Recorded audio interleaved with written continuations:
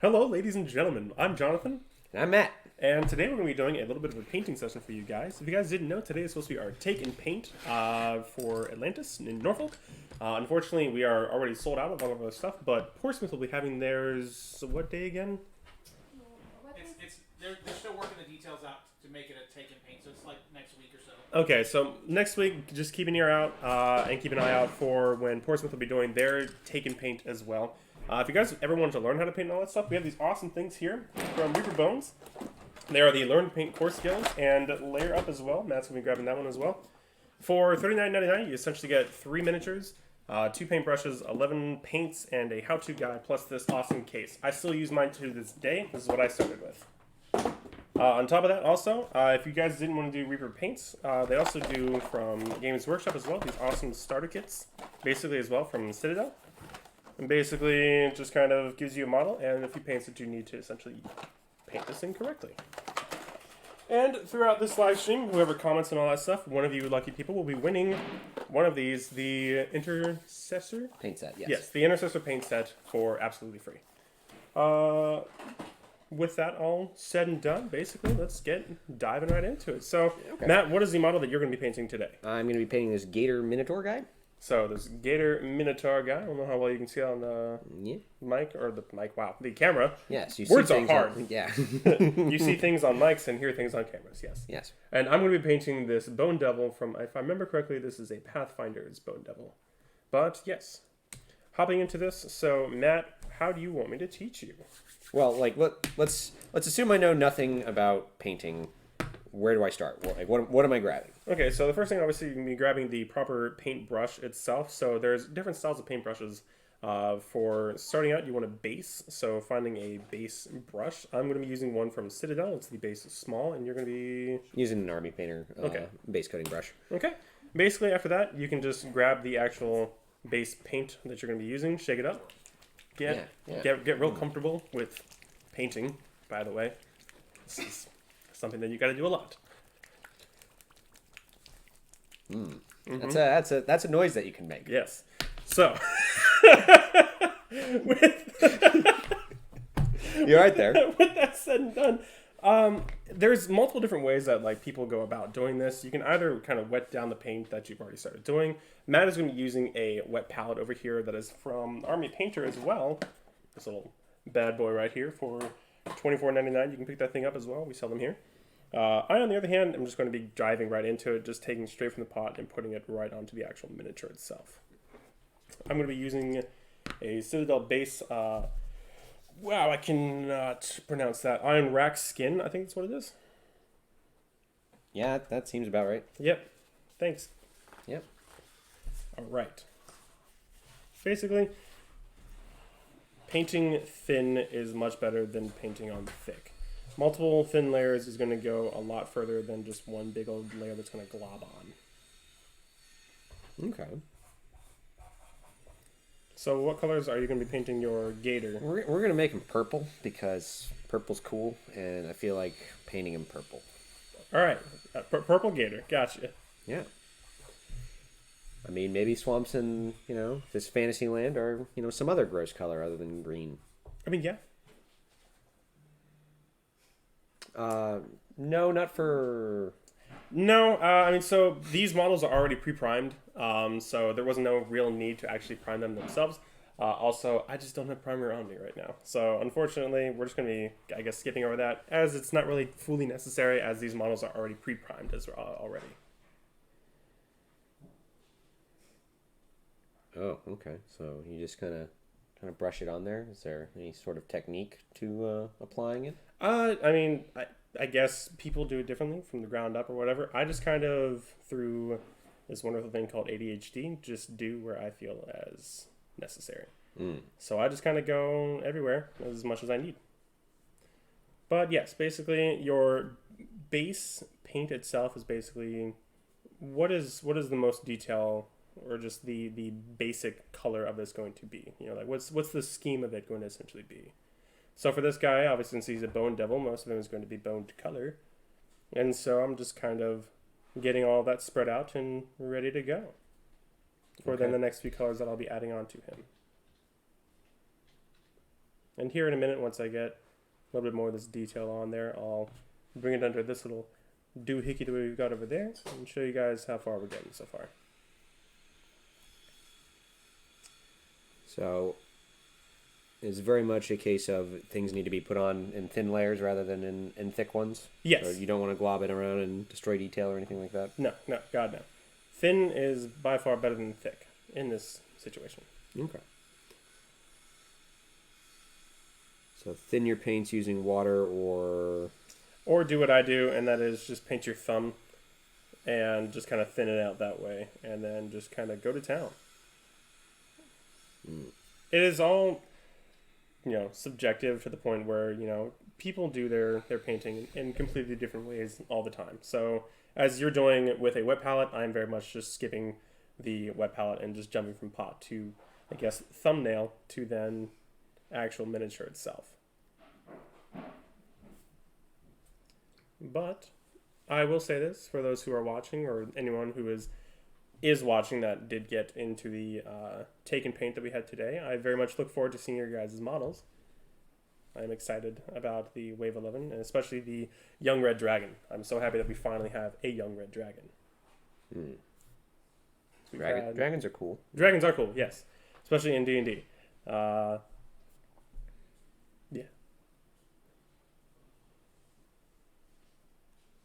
Do you guys have a favorite kind of dragon? Ooh. I would say green dragon, just because based on the lore behind green dragons, they're very much kind of schemy. Very much can really change a campaign very, very easily. I don't know about you. What about you, Matt? I'm gonna go with the classic red.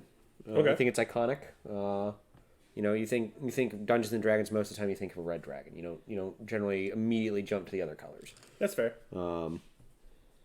That and they definitely pose a lot of a challenge in most campaigns.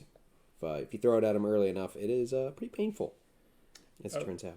Other than dragons, though, what would your favorite creature overall in D&D be? Would you like a serious answer or a joke answer? You know what? Give me both. All right, so the joke answer, I can't remember the name of it off the top of my head, but it's essentially a skeleton that is continuously freezing into an ice cube, and such it has to inhabit a desert environment to stop itself from being completely frozen solid. That is an actual D&D monster. It is really goofy. I've never heard of this monster before. If anyone knows what that is, that's watching, please by all means comment it below. And what is a serious one? What is your actual favorite serious monster? We're gonna go with the gelatinous cube. Okay, why is that? Mainly because it is kind of innocuous seeming and also just really funny when people get eaten by it. It's the best. They go up and attack it, and then they're consumed and paralyzed and making saving throws. Gotcha. I had a friend when I was a child, wee lad, that went up to a gelatinous cube and critically missed and fell into it. Oh no! And died. Oh. Oh man. I'm actually stuck between two monsters. You probably know what my two favorite creatures I know are one in of D&D. It's either a beholder or it is a mind flayer. Both of those are just obviously those are two of the most iconic monsters as well in D&D. Whenever you think of D&D, not only do you think of red dragons, but definitely a beholder. I mean, it's on the monster manual itself, right there in the very front. But for mind flayers, I would almost say I probably like them just a little bit more, just because of the whole lore aspect and kind of how they've become as I guess you could say a species. Okay. Well, how do they propagate as a species? So they actually are not from the material plane themselves. In fact, no one really knows exactly, if I remember correctly, through the Forgotten Realms lore. I could be wrong on this also, so just anyone call me out if I am actually wrong. But I do know that they originally enslaved a race called the Githyanki and kind of used them, and they kind of traveled the world in order to create themselves. They essentially host a parasitic form into the host, essentially, and then through a process called stereomorphosis, they essentially turn into a mind flayer, thus creating more mind flares. All right, so now that I've painted a good surface area, it's a good question to ask is, what happens if I paint over something I don't want to be this color purple? So Okay, what if I base coat like the wrong thing? So, the biggest question that I get all the time from people who ask me these things. My best answer is don't worry about it, actually, because over the time you're obviously going to be adding more layers and more layers and more layers. So putting on somewhere that you don't necessarily want is perfectly okay, as long as you have a plan on how you're going to be painting over that eventually down the road. Hence why, again, painting on thin is much better than painting on thick, because if you do happen to kind of slightly screw up on one spot, you can easily just go over it again if you are painting thin with the color that you actually wanted.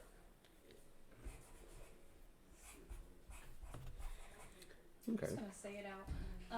Fonado also commented, I don't know how to say it properly, but flums are the best babies?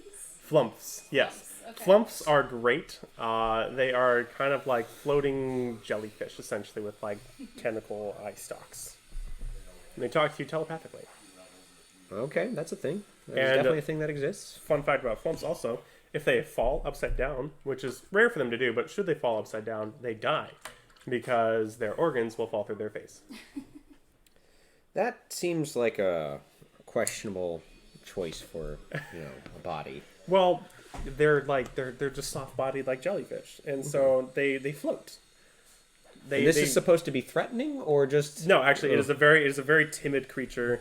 Okay, They do run away. They're actually rather they can be helpful. They do tend to be a neutral good type of creature that you can find in, I believe, the Monster Manual.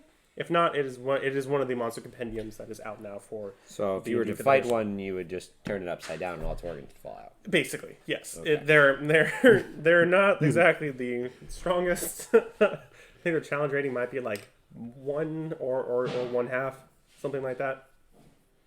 So how's your little model going on? It's more purple than when I started. That's fair. I'm still doing a base coat, so I had to get some more paint out. I used up most of what was on the wet palette. So the point of a wet palette, by the way, is to conserve paint. Yes. Because you're keeping them wet for the time period that you're painting, as Yes. opposed to like a dry palette where it's just sitting on like a plastic surface and there's no moisture there, so it tends to dry out faster. Mm-hmm. So over the course of like a year, you'll probably save a decent amount of money on just paint supplies in general, just from not having to use as much. Yes, wet palettes do come in handy. Of course, though, I am very stubborn, and I typically use my thumb anyway as like my own personal painting palette. As I'm holding it typically with my right hand, I can easily just mix in colors right there. So call me stubborn, but that is what I do. I do not have a wet palette, although I feel like I should get one someday. Because like on the days where I actually am painting, say, a model much larger, and I don't say make enough of a certain base color that I was originally using that I kind of mixed together, it is great to at least have it there and last a lot longer than it would be on my thumb. Also, something to point out is that there are usually mold lines on a model, and you would want to file those off before you started painting or priming. Yes. Most of the Nolzers do have them. It is something that you can, file or sand down. Mm-hmm. You would want to just get like a small set of files to do that. I still have mold lines on mine, but that's I definitely do on because, this. But I was lazy. yeah. But hey, I laid it upright. How Okay. dare you? Hey, look, things happen. All right. Accidents never happen. Okay. Oh, you are one to talk, good sir. All right. So, looking at this real quick, going under here real quick at the awesome little camera that I have here, I basically have so far almost all of them based as this just one solid color. Come here soon, I'm going to be adding in more of the layers, dry brushing on some things, putting in some technicals, and kind of really pulling out all that detail that he's got in there. I'm just slow. I mean, that's fine. New painters and all that, or people who are just getting back into painting themselves, painting slow is perfectly fine, and it's totally acceptable. It's also okay to taste your paints. It's one of the ways you can make a point on the brush is using your mouth. Yes. So, So when you get to the finer details on a model, it's definitely a thing that you can do. yes. Get used to eating your paints, by the way. If you feel like getting back into painting, or if you feel like getting into painting, that is. I recommend Citadel over Vallejo if you're going by taste alone. Vallejo is an alcohol-based paint that has a much stronger taste. Okay. We got a comment from Bobby Frost saying 40K paint line is his favorite paint line, especially the contrast paint. The contrast paints are really useful. I do prefer using those if I'm doing a batch painting. Yeah. So if you're painting like a lot of models and you need to do them quickly, the contrast paints can get a nice color gradient for comparatively less like effort than you would for doing a bunch of layers. Yeah. All right, what's this one? I believe that's a paintbrush. You use it to apply paint to surfaces. Yeah, probably your face. Yeah, I've definitely seen you with paint on your face. I'm going to be using a Army Painter Kolinsky Masterclass paintbrush now. I'm going to be adding on now layers essentially. The next paint I'm going to be using is a Citadel layer Screaming Skull.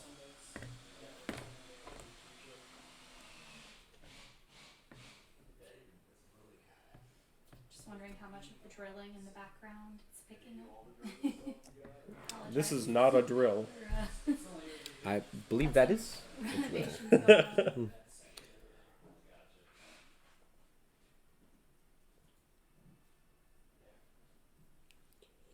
should have gone with a smaller model. This would be a lot quicker of a process.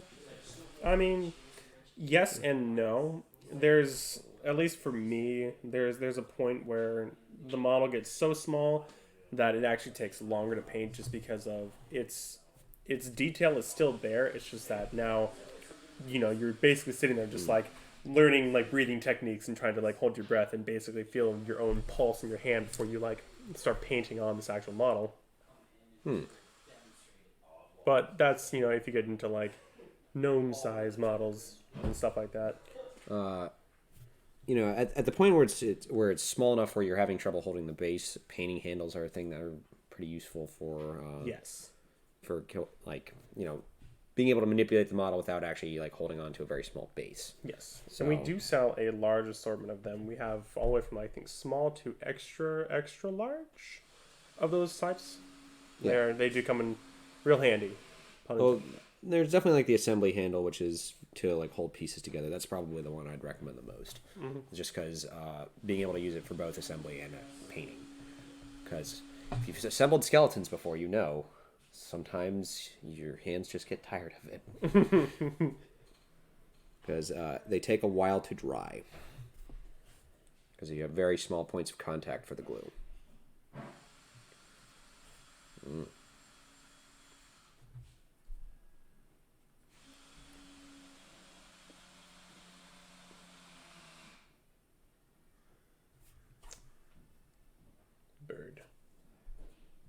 Bird? I heard a bird. You heard a bird. Yeah, bird is the word. And birds work for the bourgeoisie. Birds do work for the bourgeoisie.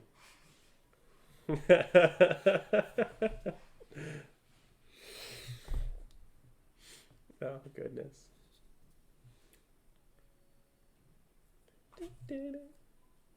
Yeah? Just keep hearing like some of my favorite music in the background. What's your favorite music? Wii music. So the like best. Wii Sports? Yeah. Or like Wii Resort? Or is it the Wii Shopping menu? Because It is 100% the Wii shopping menu. that one's classic. Yeah. They're all really good. Like the Wii Sports music is really good. Like the bowling one, Oh, yeah. Me Maker, all of it. Mm-hmm. Classic meme material now. The me's have become the memes.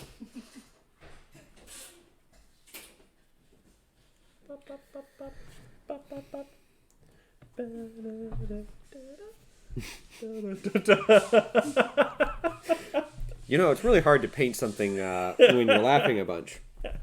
But it is, however, a good indicator that you're having a good time. Yes. When we went to Ag Labs, they had the elevator music changed to be the like we Shop channel music. Oh my I don't God. know how they did that. Or I'm sure it's not that hard, but it was pretty amazing. That is beautiful.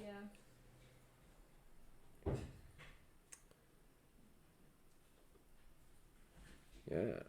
That's definitely somebody who's listening to that. Mm-hmm. It's so random. It's 100%. It's definitely got to be Harry. There's no question about that. Okay, so this guy's starting to come along.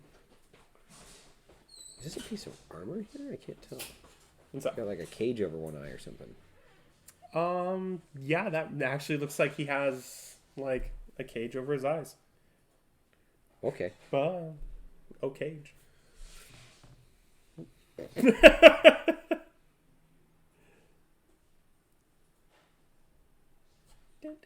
So beyond base coating, like what would the next step for like a model be? It really kind of depends on how far or like how you actually want to paint your model. But typically, after doing a base coat, what people do recommend next would be kind of to be like layering on the actual next part, putting on the finer details of the actual model. After that, most likely putting on your washes and then highlighting with like a dry brush, essentially. Okay.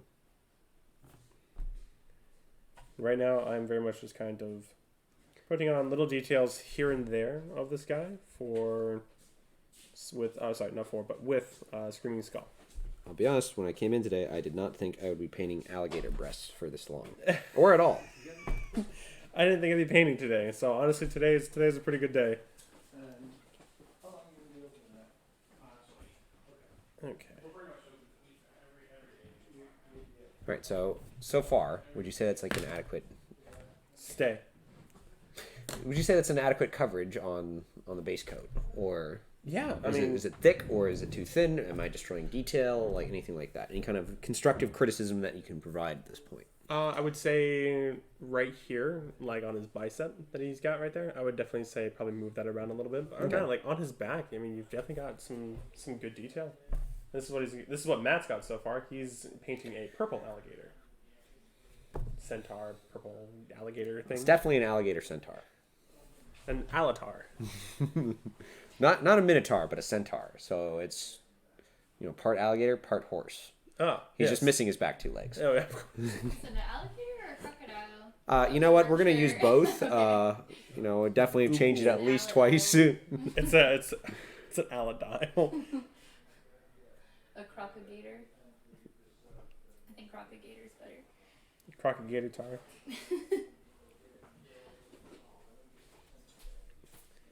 Okay. Detail. Gotta love detail. What? What? You have to love detail? Yeah. I don't know about that. So for those who also may or may not be watching this live stream right now who have never gotten into painting, a lot of people who might be hesitant into painting are always like, oh, like it looks so stressful. It's actually not. It's actually a really therapeutic thing to do. It's rather calming, just kind of piecing together little by little your little own creation that you are painting. It's a good time. It's a lot of fun. At least in my opinion. I don't know. Are you having a good time, Matt? I'm ecstatic. Exactly. It's hard to keep a straight face for that long. All right. Just get that Crocoman cleavage. Yep. It's called pecs. Yes. Pectorals. Pectorals.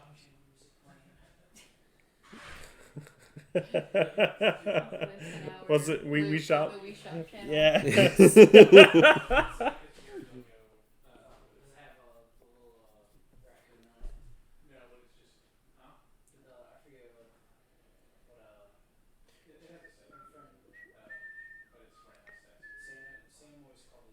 Dun, dun, dun, dun, dun, dun. I can't even hear it, to be honest with you. I can hear it. I'm so happy I can hear it. I'm right in range. All right, I want to. All right, so now we play the fun game of which one was my drinking water. I believe that one was the drinking water. really helpful to keep them in the same size cup. Yeah, of course. You know, Same color, same size. this one right has a beside purple each tint to other. it, so I'm pretty sure my brush has been in that. Maybe put like a X on the outside of your pins. And But that's a good idea. And then we might not make the fatal mistake of drinking our paint cup. yeah, it would Yeah. be good content in it. Yeah, no. So let's just leave it as like paint cup roulette. So I think what I want to do is I want to introduce a darker brown to the actual wings itself, but kind of introduce it from the actual. Bring it over here. What I plan on doing essentially to let people know, I want the tips and basically down to here essentially be almost kind of a dark brown, and then start to bring that dark brown into the hue of this like bone that I've got going on here. And the way that I'm going to be doing that is, I don't know if there's an actual process on how it's called, but I just call it blend painting. So I'm essentially going to introduce a little bit of the, where is it at? The Screaming Skull paint. I'm just kind of put like a little bit of a droplet right here, and then a bit of the brown that I'm going to be putting right there, and slowly kind of just merge them together. In fact, I'll just do that right there on the actual camera. I just did that. Wrong cup. Wrong cup. I joked about it. I didn't think he would actually do it. Maybe you're mixing paint in your mouth. Nope, just go. Yeah, that's All right. great. All right, so where's the That's good a brown? 10. That is a 10. I'm getting all that, all Clean. 9,000 taste buds. All right, do I have a good brown around here? This is a good P3 brown. How good do you work still? Problem with Now I heard it. yeah, see.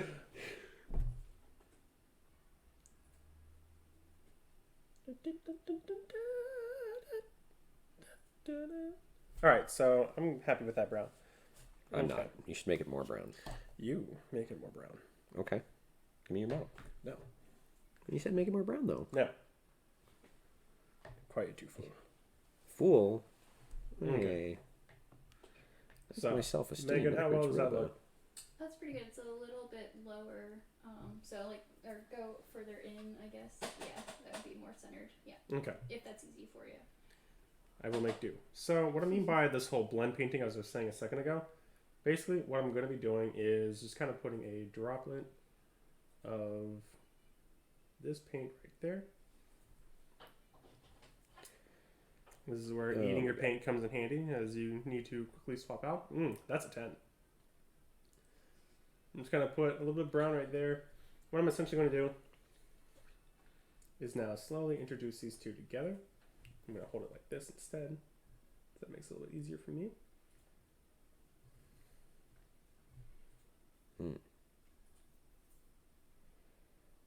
Yeah, we're just going to worry about the top half of him for right now. Because this is a lot of surface area. Normally you do like, all one color. And just like that, as you can probably see, it is kind of slowly just blending them together.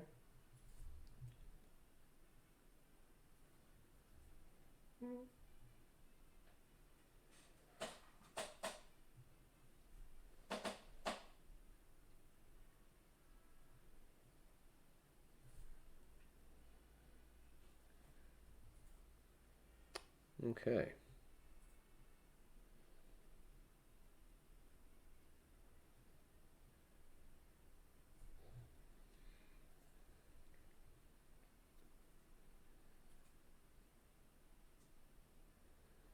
And you know what? I think I might actually also introduce maybe even a black to the tips of these as well. So let's leave that right there. Do I have an abandoned black or any kind of... I have black 3.0. Here. Use a model color black that I have. It's ASMR for painting, by the way. Oh, yes. Alright, so now I'm going to try and introduce a third color, and that is black. Let's put these right here on the tips. Is that in focus? Mm-hmm. I can maybe try to make that take up more of the screen right now too. See if that kind of makes it easier for people to see. Cutting Matt off a little bit. Sorry, Matt. Oh, no!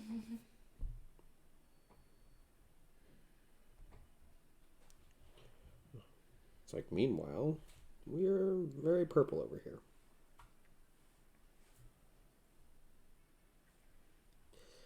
Well, that was inconvenient.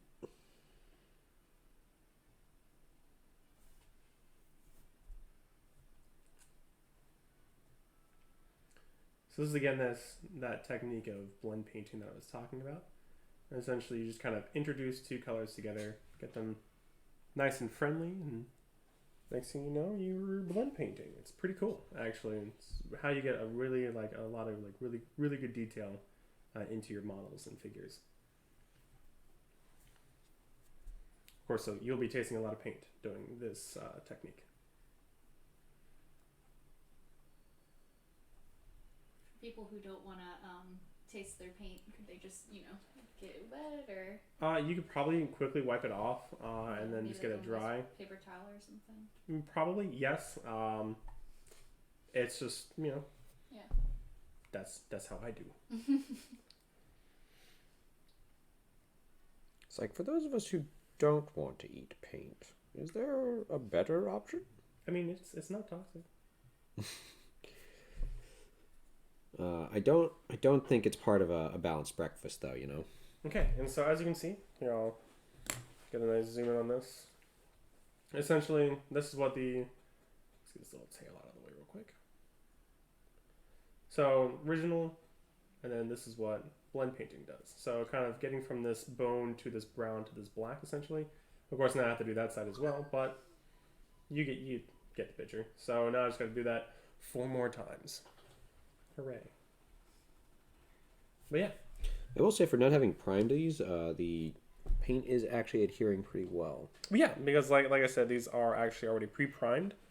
It's just that for most people, just for, all intents and purposes of playing it safe, they do re-prime their miniatures again. But typically, they are good to go anyway.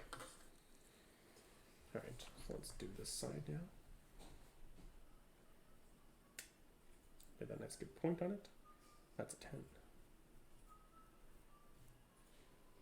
But is it a 10? I can just hear Harry whistling weed shop music in the background. And the label maker. Okay.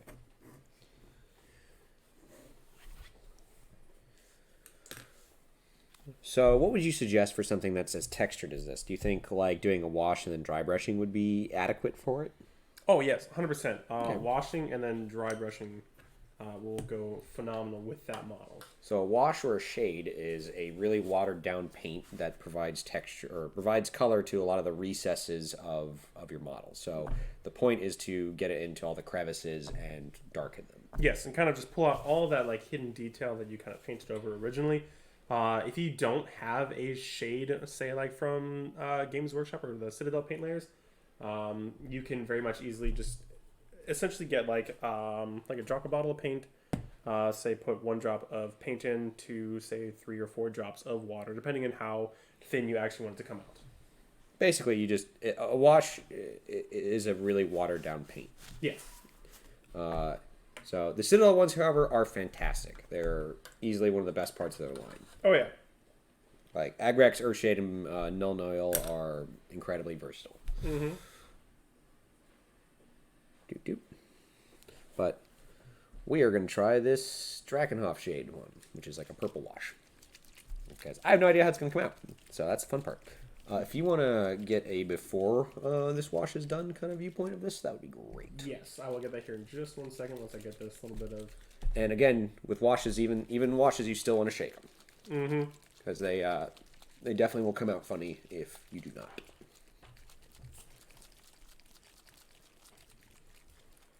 It's like music to my ears.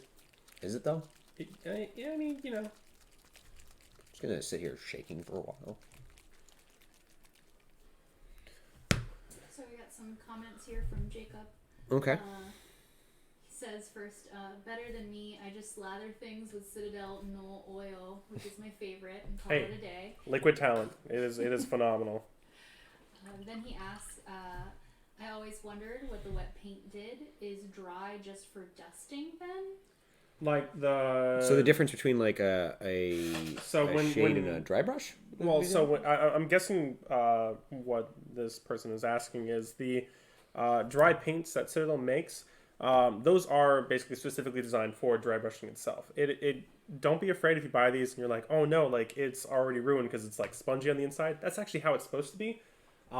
Basically, you just kind of lightly dip a dry brush in there, so a flat tip brush like this one, this guy right here, and kind of just dip it in there, and then dry brush to your heart's content. That's how the dry paints essentially work. So I believe that's what your question is. If I'm wrong, go ahead and comment away. Does that give it some kind of like special finishing or like special like? So like a dry brush is used for texturing like the top part of the model. So you're bringing out all like the furthermost detail.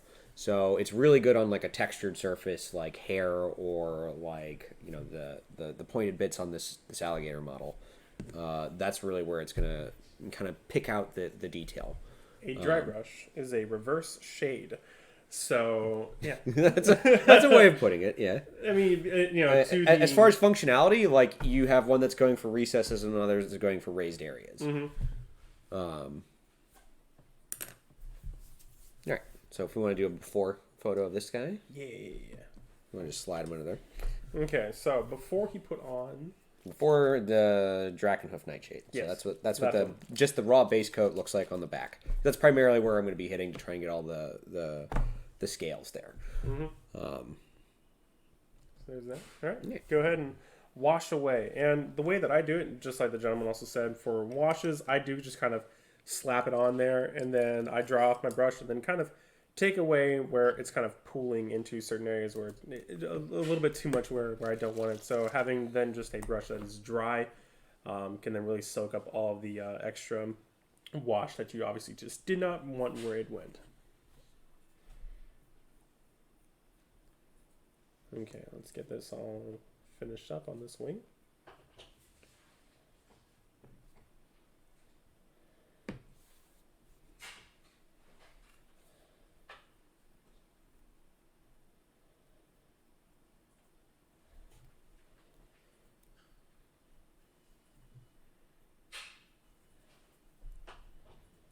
So I have no idea how this is going to end up looking, by the way. That is okay. Welcome to the stress of painting. I'm not stressed about it because it's your model. Welcome to the stress of painting.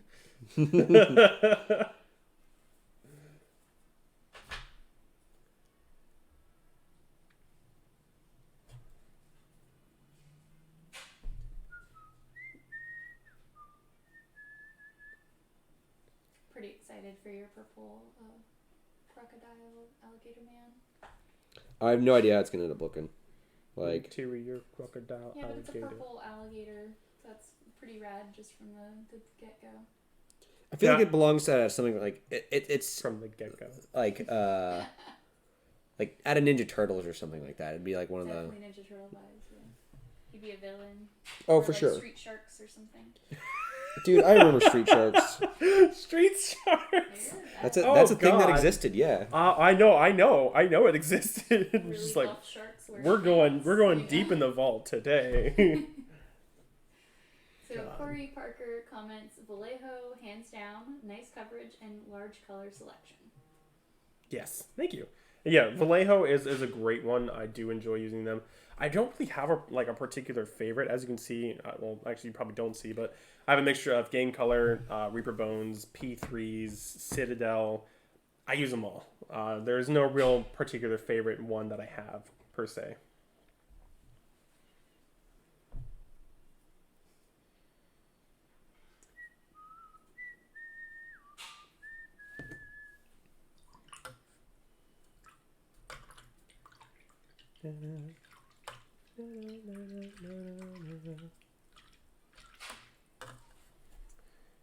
And for anyone who did not join at the very beginning of this also, for anyone who comments of what their favorite paint line is, as a few people are doing, we are giving away, where is it?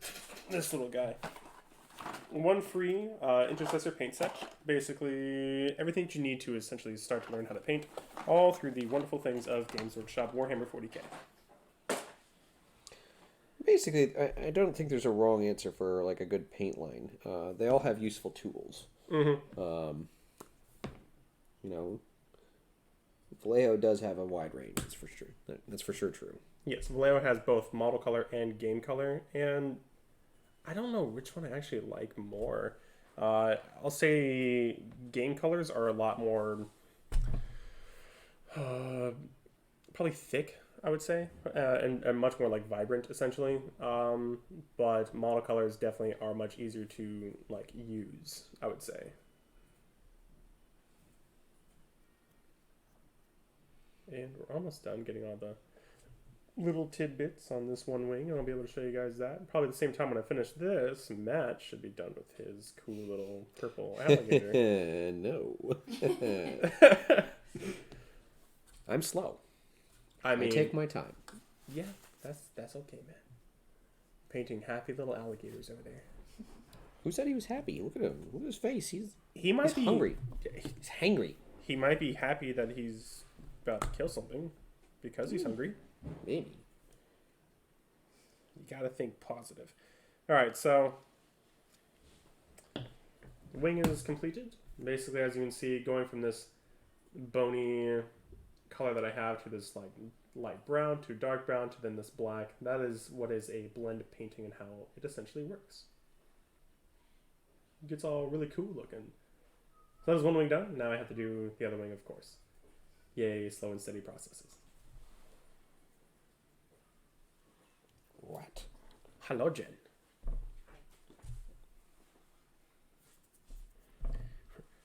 No paint.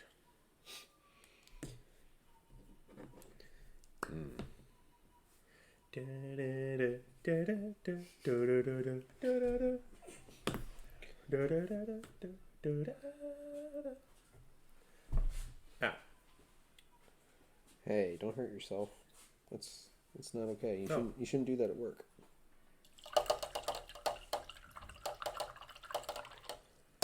ASMR of painting. We don't have the Bob Ross like brush slaps though going on. Yes. We can arrange that. A really tiny What does slap he the say, devil like- out of it. Yeah, the devil out of it. Okay. Round 2. So the last time I painted a mini was probably around 2013. So it's been Wow. It's been a minute. Last time I painted a mini was probably about a week ago. That doesn't surprise me. I'm like very much just like I don't really remember what I'm doing. I'm just kind of attempting. Hey, that's all anyone can ever ask.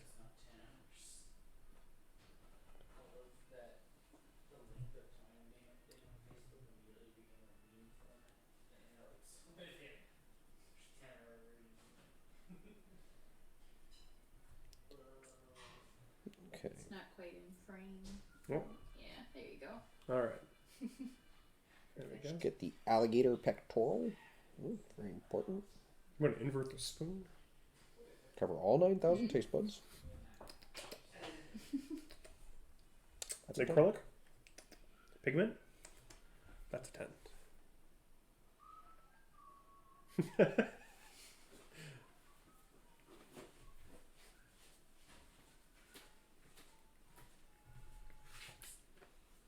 All right.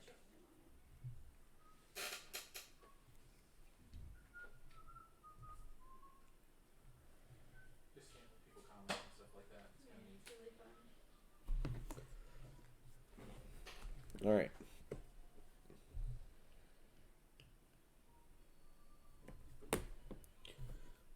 This works great.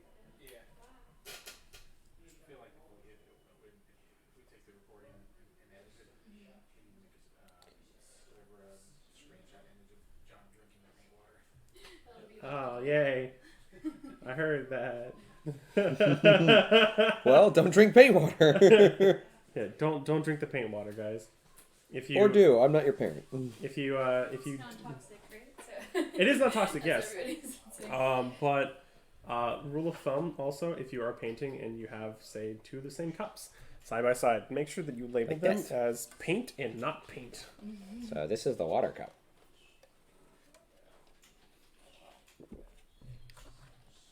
And that's the pink cup. You don't drink that. I mean, you could.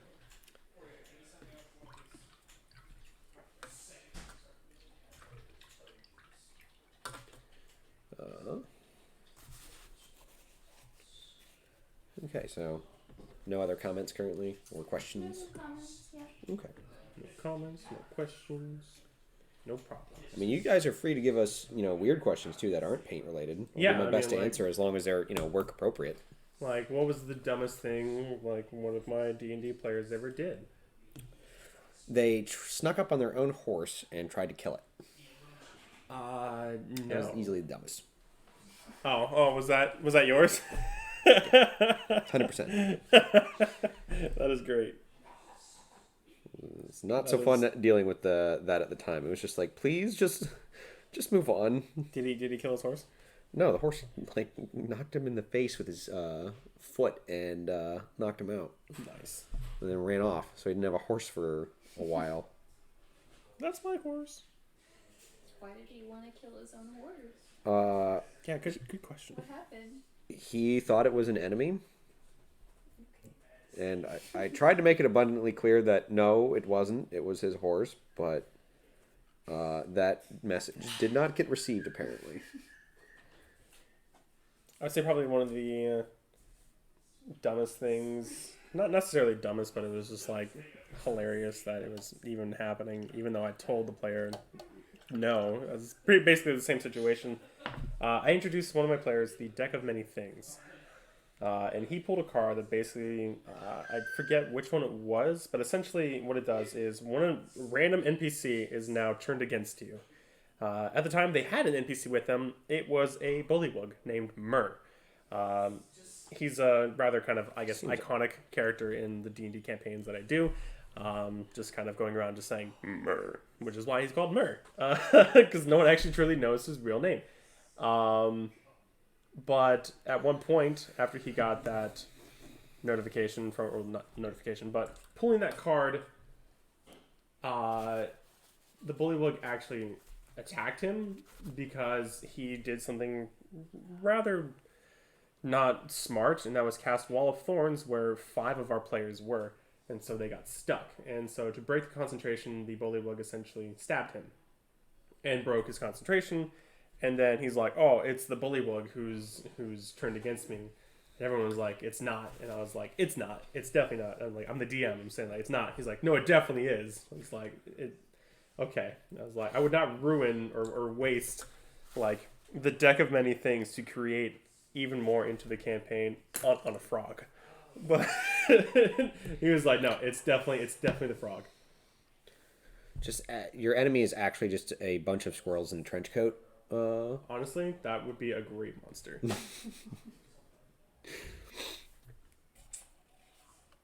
So how's your little guy coming along over there?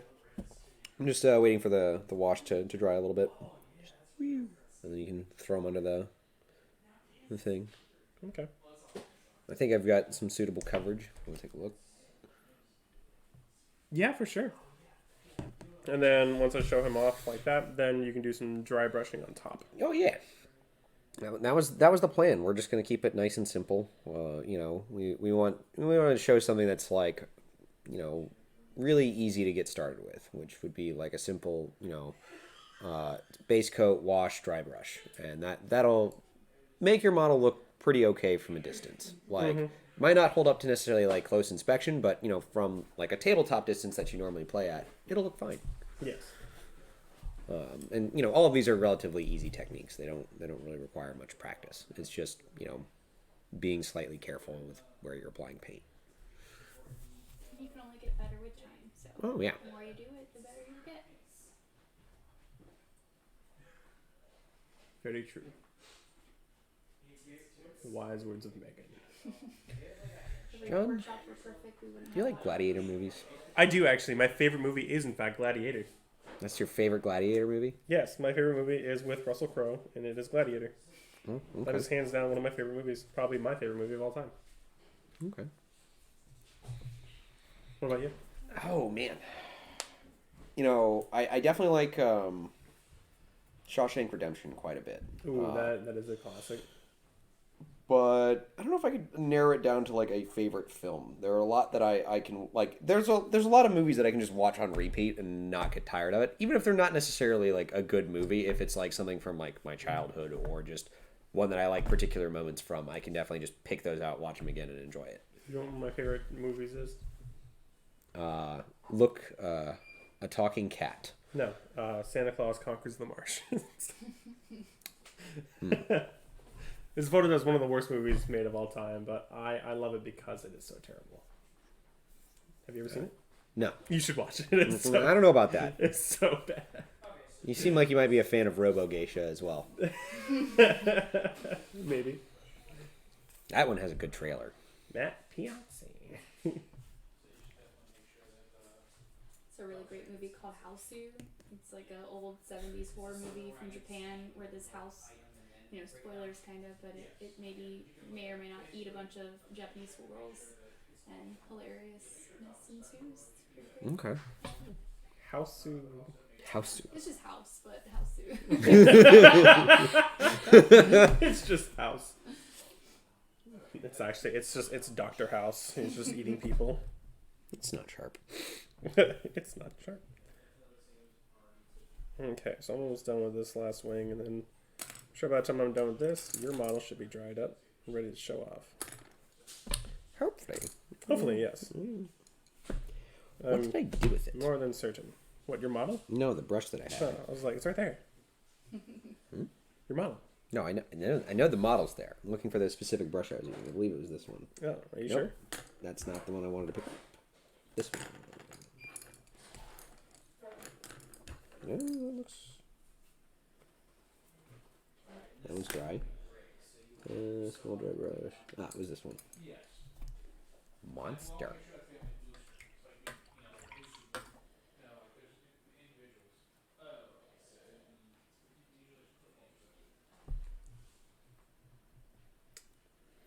Okay, and there we go. Those two wings are completed now.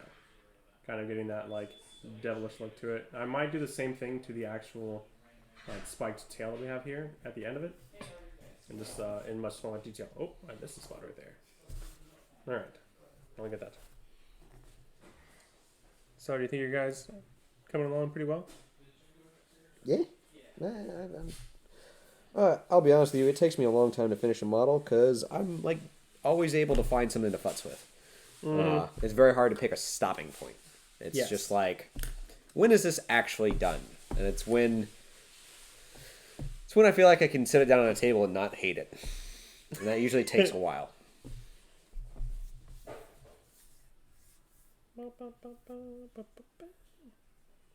Oh. No music. Yes, music. No, there's no music playing. Yeah, there we go. Okay, so let that dry real quick. Let me see your guy. Take a look. So yeah, I mean, the before and after, I don't know if If you want to put it on there. you guys remember, but yeah, so before it definitely was just a singular color of purple. Now he has all that dark stuff, or the darker purple that's kind of seeping into all of those cracks and crevices that you're seeing right there. So once that dries up, what Matt should be doing next will be a dry brush.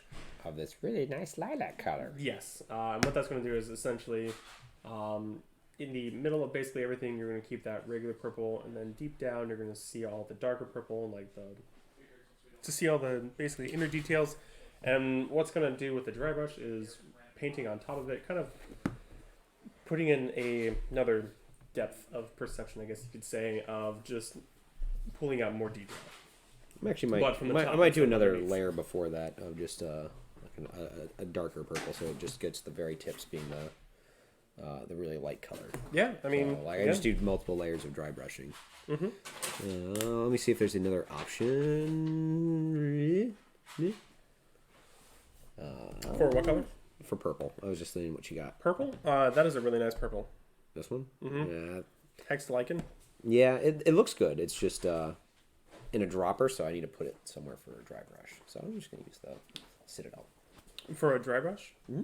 Yeah, you can use a layer. Well, yeah, of course. Yeah, so for those who don't know also, if you aren't also using, say, a Citadel dry paint, you can very much also, let me do it on this guy. I'll use him as a test. So while I'm letting him dry, I'll show off how one of these dry paints work, essentially. I forget who was asking earlier. Jacob was asking a little bit about that earlier. So again, inside it's very much kind of almost looks really spongy, basically.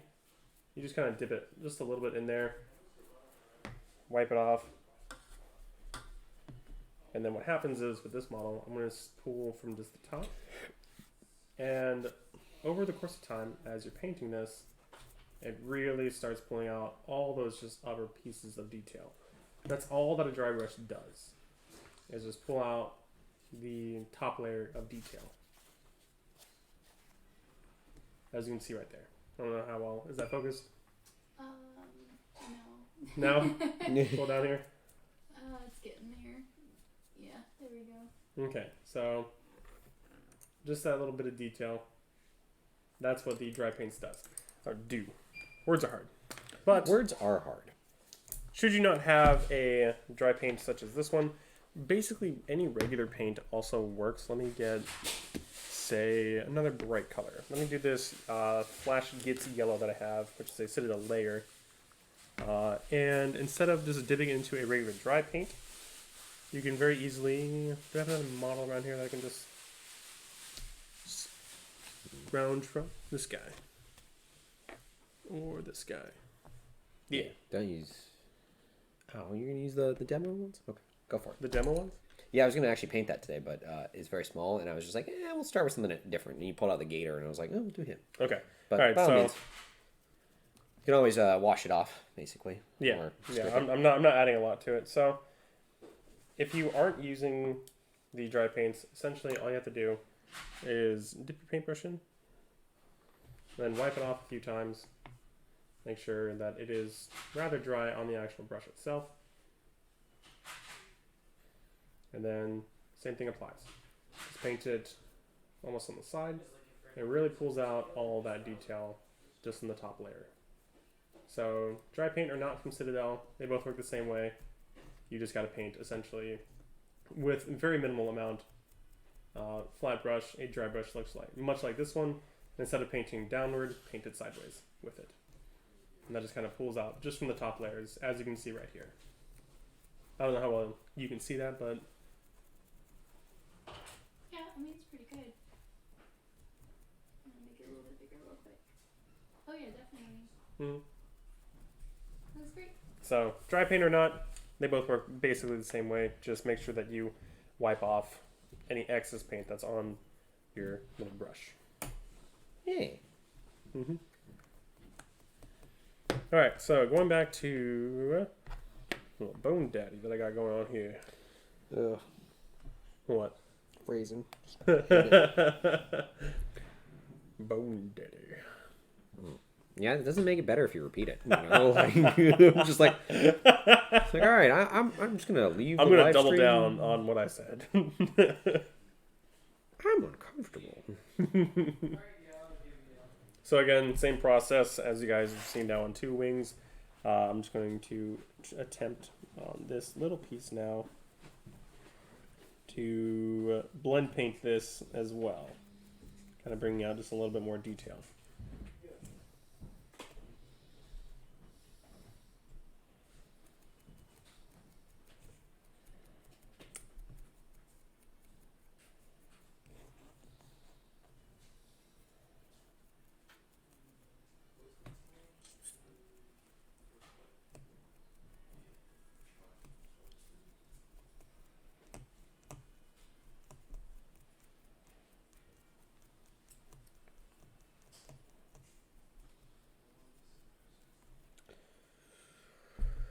Okay.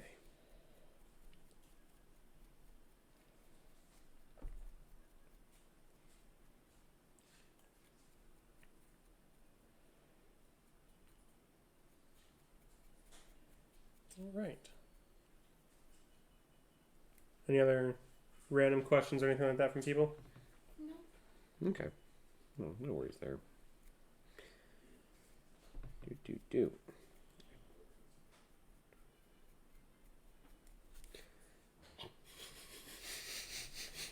keep hearing. Wii music, yeah. It is so great. Keep reminding myself this is my job, and it's so great that this is my job. It's definitely an interesting experience for sure. I'm used to be doing something tedious about this time of day normally, so I have a break from that,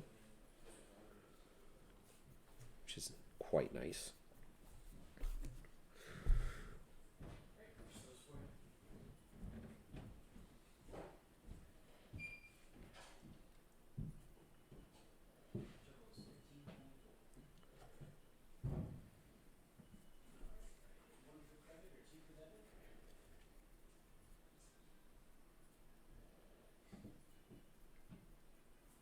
Okay, and then just a little dot of black at the tip.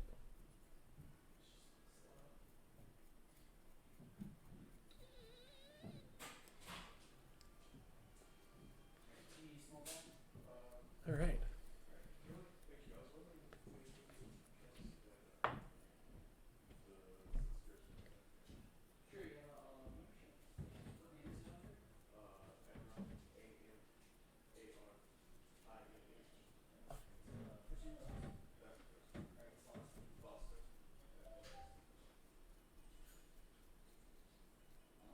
Okay. So this is done a little bit of dry brush. With a little bit of dry brushing? But it's a much darker color, so it's not picking out on the tops yet. I mean, a little bit, but it's definitely like... Yeah, no, I mean, I can definitely see the difference right there. So, what was it exactly that you did differently on this one now? I used a darker layer, and I was a bit more aggressive in trying to get more into, like, the crevices, but not, like, all the way down into them, in order to get, like, a little bit more of a transition from when I do the actual, like, final dry brush. So, Xeris Purple, if I'm saying that correctly, Xereus, purple. Citadel layer. This Xeris is what he's now added to this, kind of darkening him down a little bit, kind of making him look a bit more aggressive. Getting it back to Matt. Is that for you as well? I don't know if you're still using the Xeris Purple. Okay. This little cloth he's got at the tip, it looks like, or on his little tail. Don't know what color I want to make that actually. I don't know. Go with blue. Let's put a little bit of some pizzazz in there. And I'm actually going to go with a P3 paint for this one actually. A Signar blue base. Okay. Again, you got to get real comfortable with shaking up painting bombs. Just stare into your manager's face. Let's see. Shake Stop a it. paint bomb. Stop it.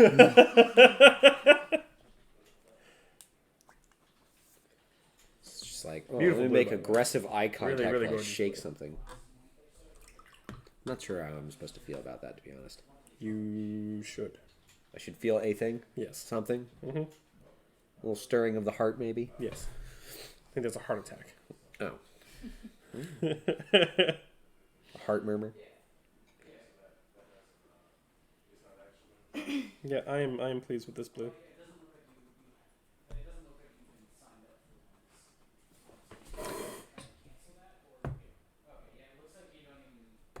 Definitely, okay. That's... Might need to go look at that. I'll be right back.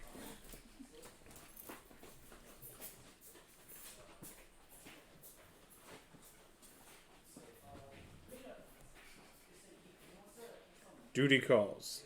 But I am but an employee, not a manager. So here I sit, continuing this bone devil.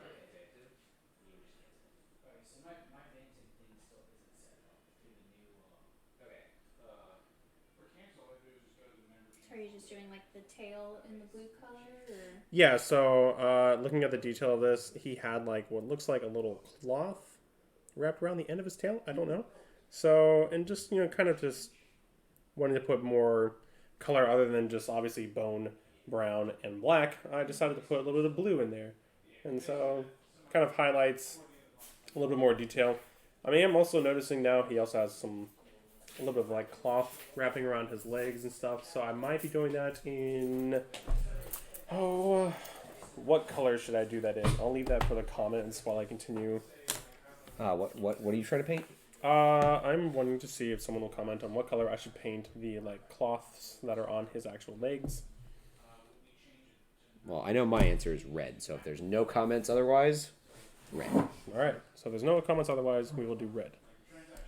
In the meantime, I will actually start gluing him to his base, which we will be using Zap again, which we also sell here. I don't remember how much for though. So that's normal for a dry brush. Yes, that is a dry paint, so it's looking all spongy like that. It is very normal.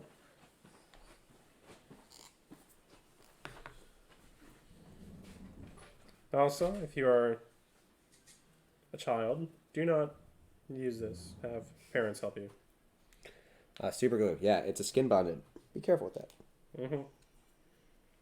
It's okay if I do it. I'm a professional. Professional at getting into trouble. Yeah, you're right. I know. I work with you. All right, and then we're just going to put him on that nice little base.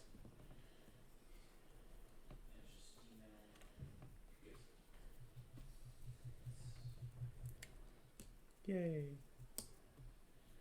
Wow, this actually came out a lot better than I thought it would, not gonna lie. Mm-hmm. It is looking really good, man. You are doing a good job. Considering it's been 7 years, you know, I'll take it. It's been 82 years. I'm not that old. All right. So Michael comments, I have only used Citadel paint so far. I like them so far, and I'm a firm believer in the whole "if it ain't broke, don't fix it" motto. That's fair. That is fair. I mean, I would definitely recommend trying out other paints just to see like what you can do with them. And to be honest with you, like one of the best tools to do that is like any of like the really cheap like Reaper Bones models, because they're really easy for experimentation. There's no investment there. So if you ruin like a $2 model, you're not going to be upset about it. You're going to be like, hey, I learned a lot. And that's honestly the important thing at that point. Mm-hmm. Andrew comments that posture hurts to watch. Oh, is it me? Like me? You? You're getting real in there though. I feel like it's natural. Oh yeah. Well, being blind, definitely have to get really close. So it's just henchback. Yes, I just got to see all the detail of this miniature. If I just get my face really close to it. So again, anyone who wants to give me some insights or ideas, what color should I be painting the pants of this bone devil? Comment below. Steve's like, oh, let me comment the hardest thing I can. Fuchsia. I think you should do it a non-metallic metal. Do it in fuchsia. Opaque. Make it clear.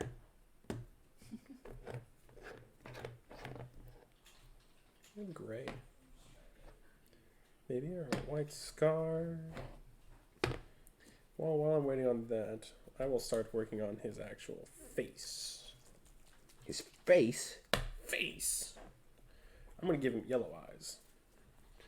What? This is all evil Yellow. looking. No offense to anyone out there who has yellow eyes. I don't think that's a demographic you really have to worry about too much. Hey, look.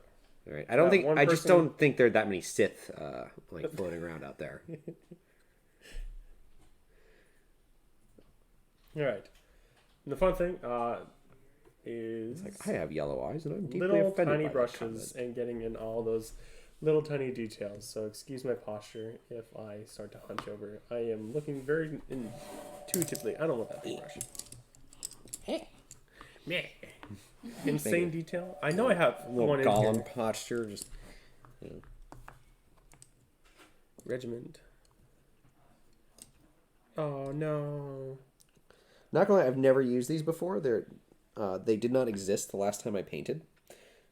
So they definitely are really weird and alarming when you open them up and it's like very spongy. Like Also, for those who are getting into painting, do take care of your brushes. For these small ones, don't lose the little plastic cap that comes with them. They do come in handy, keeping these alive. I got very lucky with this one. I wish you had said that, like maybe maybe an hour or two ago. Or did you get rid of yours? I don't know. They might be on the mat, but Oh. I don't honestly know. Oh no. Oh no. Michael comments, do either of you two use magnifying lenses? Yes, I do normally when I'm at home. I actually have a lamp that has a magnifying glass behind it. So, I have used one, I think once or twice. For the most part, I mean they do come in handy. For me though, just kind of getting the own detail in there, I prefer it actually not being magnified and just kind of breathing or holding my breath and just trying to stay as steady as possible, like I'm doing right now, and just painting up really close to my face. see, I just have a little bit of trouble seeing stuff, so I usually need something to help.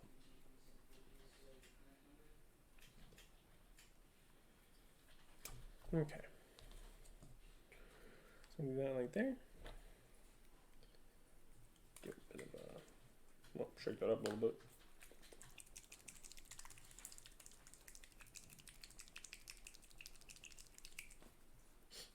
That is a noise you can make. Yeah, that's the only comment I can really give to that. That's a 10.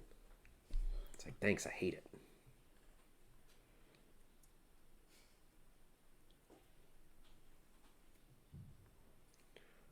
Okay, so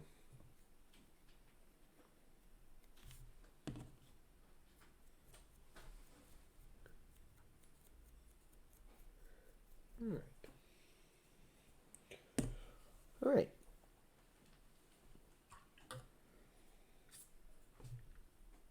So how would you recommend cleaning a dry brush? Is there any particular method? Shake it really hard in the water and then just kind of put it in, flip it over, wipe it off.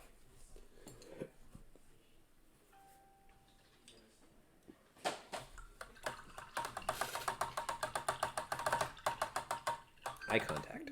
Very important when you're shaking a brush. All right. Yeah, I think you're right. I am going to go with red. I am on right. this. It is really important when you're shaking a brush. No, I'm going to go with red on this.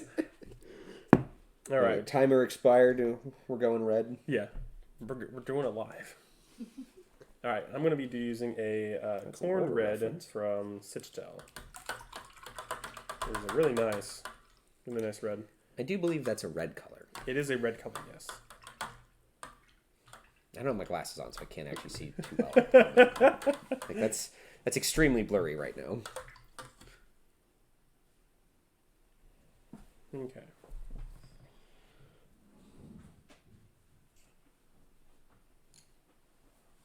All right, so if you want to pop that under there, Yep. actually, I'll work a little bit longer on it. Yeah. Okay. Small dry brush, hobby dry brush. Okay. I had the angled one before, but you know.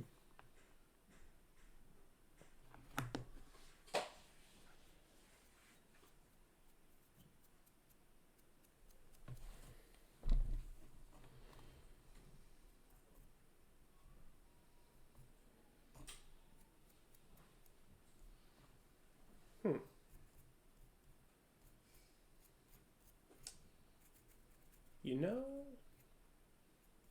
No? call me crazy, but that looks like muscle. Maybe. Like exposed muscle. Oh, you're blind right now, though. I think I might actually make the pants mid-brown and then use this corn red as the muscle that I'm seeing on the, like, thighs. Maybe. You do you, my dude. I think That's I'm the gonna do important thing. that. I might leave the Right. pants. Maybe I'll use more of the blue that's, like, up there. That I used originally for the cloth that's on its tail. And you know what? That is what I'm going to do. I'm going to do that. Sticking to my guts.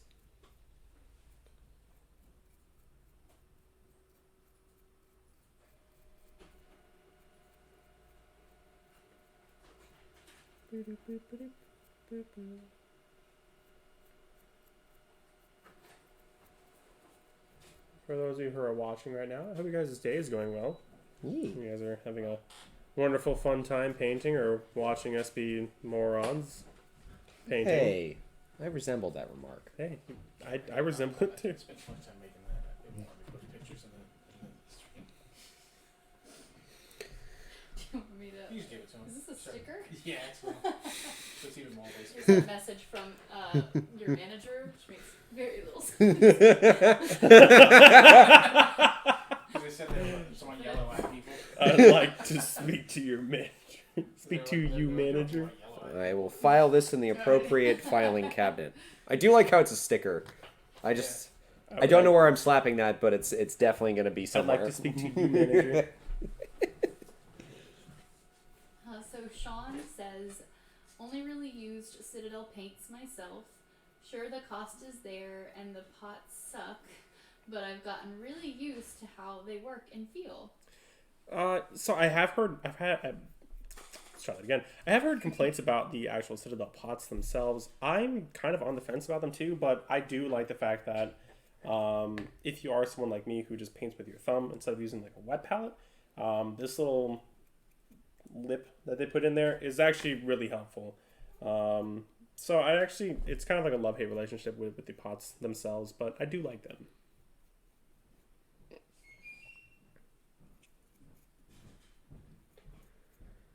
Okay. Matt, I feel like you're slowly turning into your alligator over there.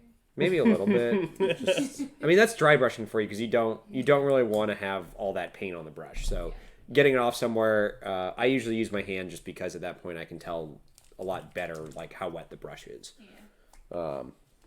But it definitely makes you need to wash your hands after you're done because if you go out in public, people are going to look at you really funny. I'm like, what are you Or you're doing? just like me, you don't care. You can also not care about that sort of thing. That is your prerogative. Well, Michael asked, have you ever used a wet palette? Funny you should mention that. Yeah, I was using one earlier for my base coat. So I definitely recommend them. They save you a lot of money on paint in the long run just because like it keeps your paint wet while you're working, so you don't have to keep like adding more to it. And generally speaking, like I've definitely had it where I've left paint out for like a whole night and come back to it the next day and use it again. It just required like a little bit of water and a little bit extra paint to get it back to where it was. And depending on the color, like some of them do separate out a little bit, so you do have to like stir it back up again. Wet palettes are pretty cool. Mm-hmm. They're very useful. I should really invest in one, honestly. It's amazing that I don't have one yet. For those who are wondering, where can you get a wet palette? We have them. Atlantis Games and Comics. We sell them $24.99. Try not to do that too much. Just be like, hey, we have it. Buy it. Just like, Hey, I mean, it's it works. available. It's definitely works. useful. if it works, buy it. Buy it. No. You just keep whispering, buy it. I'm just gonna give them like what was that? What was that? Like that marketing scheme, whatever. It was like a conspiracy about people putting in like subtle hints of like, no, buy this thing. Subliminal messaging. Yeah, subliminal messaging. Thank you. Yeah, lots of love for wet palettes in the comments right now. Yes, lots of love for my thumb. He's using the wet palette. I am using my thumb because I'm stubborn.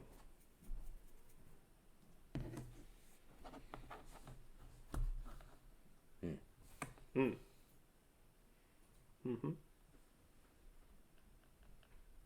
I just don't have a beat on like how much I need to press into this, to be honest with you. It's definitely really odd. What? The wet or the dry brush paint. Where you're at right now, honestly, I would almost keep it where it is. Or if you want to show them like an update of it real quick. There's just a couple more spots I'm hitting.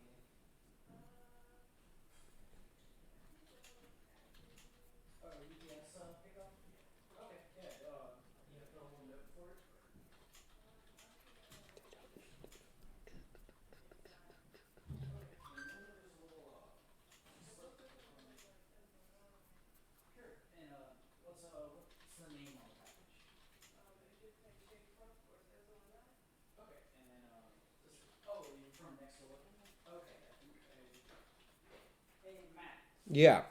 You knew where you had the packages for stencil next door the other day, right? The last I saw them, they were on the counter.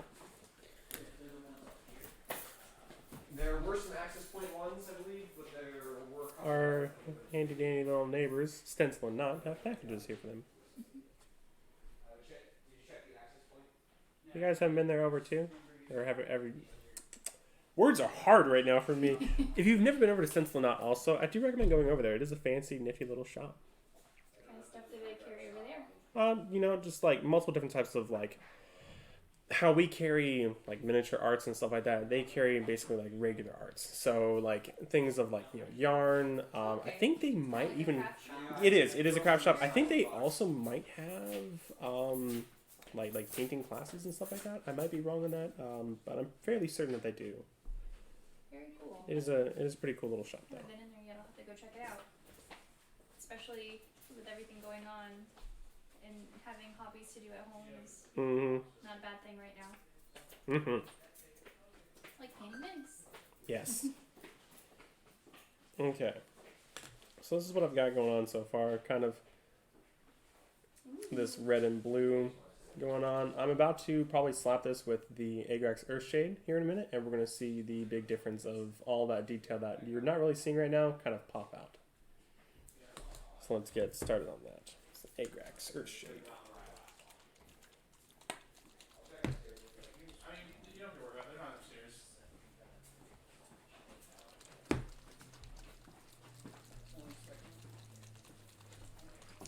While I'm shaking this up, let me find a shade brush.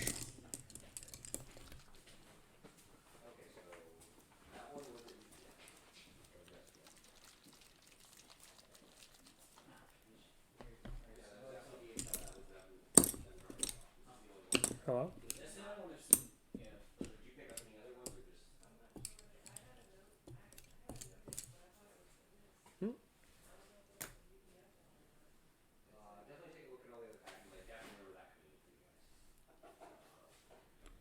No, Matt has my shade. That's why. You had my shade brush. Well, at least it was sitting over there. Are you sure? I'm currently swirling it right now in this cup as we speak. Yeah, I don't have any Citadel brushes, so. Huh. Well, it was sitting on your side. So I'm going to blame you anyway. Is it Army Paint or is it Citadel? It is Citadel. Then that's definitely you.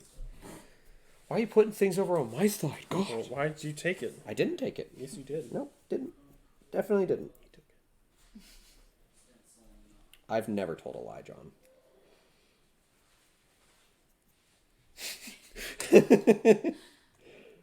It's like, that's a really bold claim. All right.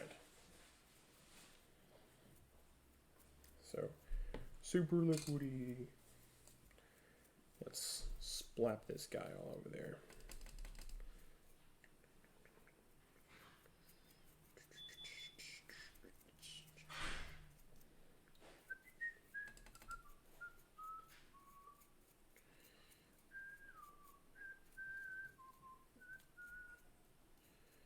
Dun, dun, dun, dun, dun, dun. Okay, so I feel like that's in a good spot to show off like the difference from like when I started. For sure. Give me 1 second. Let me just kind of all this spread around real quick.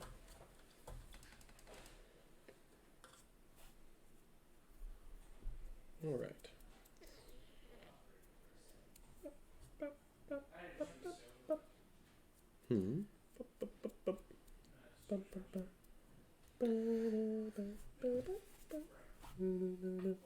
All right.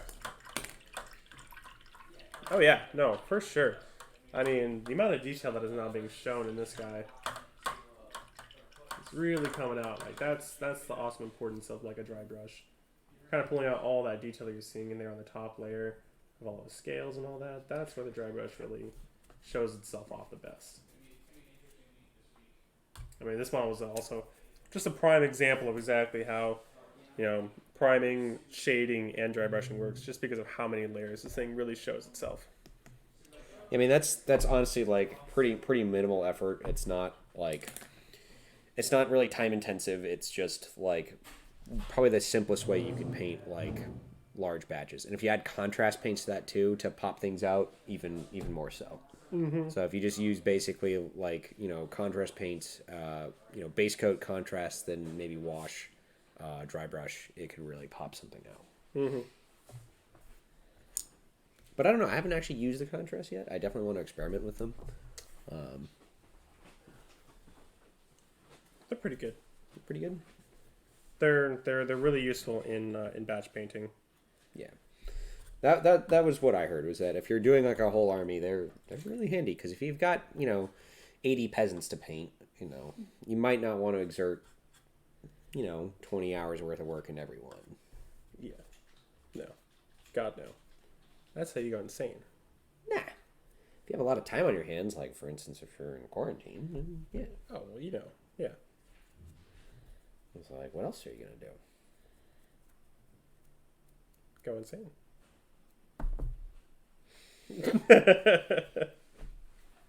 I don't know. Develop a hobby, read some things, play insane. some games. You want to play some video games? I mean, yeah, but not right now. Well, it says mantra for the Xbox. Steve says from Atlantis, we will have John's thumb available for sale soon. It's a very limited item. We will only be getting 2. Wait, Limited can edition. we sub a big toe for a thumb though?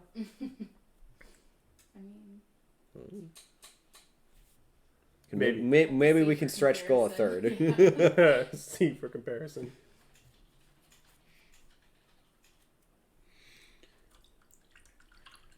Oh yeah, it's all coming together.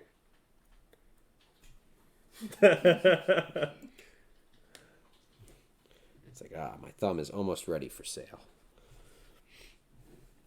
Yeah, I'm actually pretty pleased with how that came out for.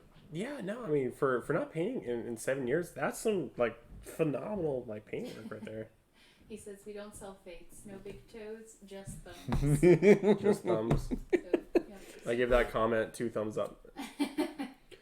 For as long as I have them, yeah. I'm trying to think of what I want to do with these belly plates. It'd be like a lighter color, so maybe. I was suggesting possibly a yellow or even like a gold. Yeah, yellow would go really good with the purple. Mm-hmm. Yeah. Do we have like a really light yellow base coat? Let's get That's a layer. It can still work very much as a base coat. Yeah, It just requires you to do 2 or 3 layers. That's the name, layer. We're gonna start with something tame like Morghast bone and work our way up to the yellow. All right. That sounds good. It's not sharp. It's not sharp. You've got me. All right, going back to my handy dandy base coating brush. So far I've used a couple different size dry brushes and a base coating brush. I haven't used any of the fine detail brushes that I have like scattered about. But those fine detail ones are really useful for like eyes and the really small crevice or like really small parts of the model that you need to pick out. Mm-hmm. That's what I was doing earlier. Before you get going on that, do you think we could get a little progress shot of your mini just to see before you start that part? What it looks Sure. like? Mm-hmm. I'm going to let my guy dry real quick. I'm going to leave him right there. So yeah, I mean, awesome little details that you can see now being pulled out. Seeing all those scales and all that, just seeing basically what he hasn't painted yet. You can see, that detail is there, but then when it gets painted, now you can really tell that, like, there's obvious, like, just hidden spots that paint can really pull out, essentially. Especially around here in, like, the cheek area. I don't know how well you're picking that up, but there's just multiple, just, like, little minute little scales that he got really good on there. I'll be honest with you, I was going to touch up the face later. I was just like, I just want to get the back done. That's really what I wanted. The face looks Yeah. great, personally. Obviously you still have to do the inside of the mouth, but other than that, like, yeah.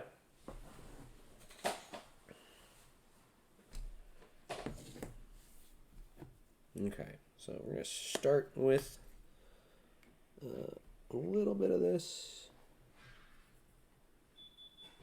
Hey, how are you guys? Just let us know if we can help you find anything. You know what? You're right. Agrax Earthshade does not taste good. I told you. It's not like it's changed much since it used to be called Devlin Mud. It's got a real Say- earthy taste to it. It's just bad. Like, it just leaves a really unpleasant taste. That's a 1. That's a 1. God. All right. Once this guy dries up, I think I'm actually going to call it good on him. The last thing I'm going to do is detail the actual base itself, and I have this awesome other thing from the Army Painter as well. It is this basing material that they have. I'm using a well, it would help if I didn't have used this as a painting palette one time. But it looks like it says Brown Battleground.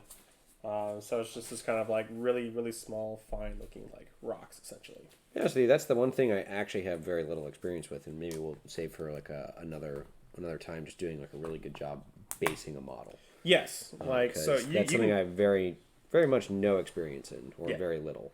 You can paint a model looking really good, but the base is what can really tell the story of like where the model actually is essentially. So for essentially, this model that I have here, this Bone Devil, obviously I want to have this like coarse. This is really hard to get it on. This X is very in the way. Yeah, the angles suck sometimes. But this coarse rock essentially, or well, fine for us, but coarse for him. Kind of hellish looking, obviously battleground. He's a Bone Devil. That is what I want to get for him. The way I'm going to do that actually is just using a bit of Zap-A-Gap and then just kind of sprinkling it on like Salt Bay and then continuing on with life. PVA glue or Elmer's glue is also good for it. So like yes. Unfortunately, I don't have that with me at the current moment, so I'm going to make do with this Zap-A-Gap and it should still do the trick. Yeah, the point is just to secure it to the base. Mm-hmm. From my understanding anyway, which is admittedly limited. A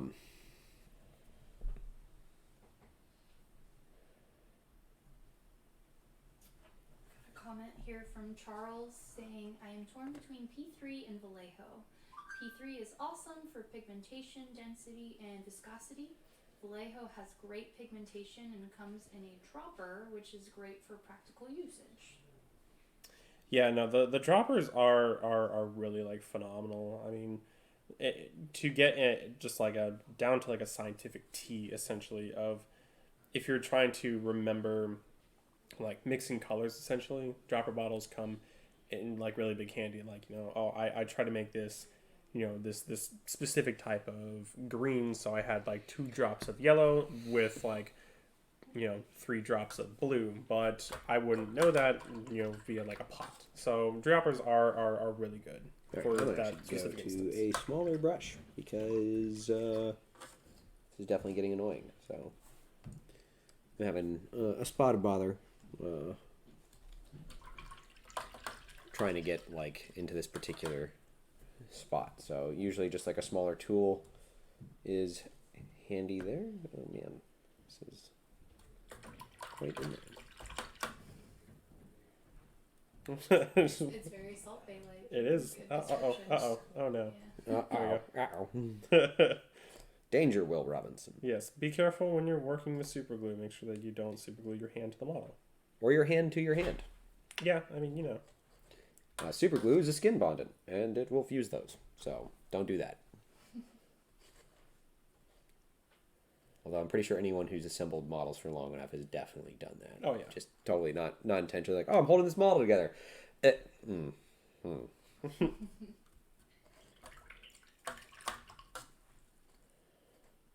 we're just gonna scoop this together. Oh yeah. I'm just gonna use what I have left here, this excess. You make it a mess. Mm-hmm.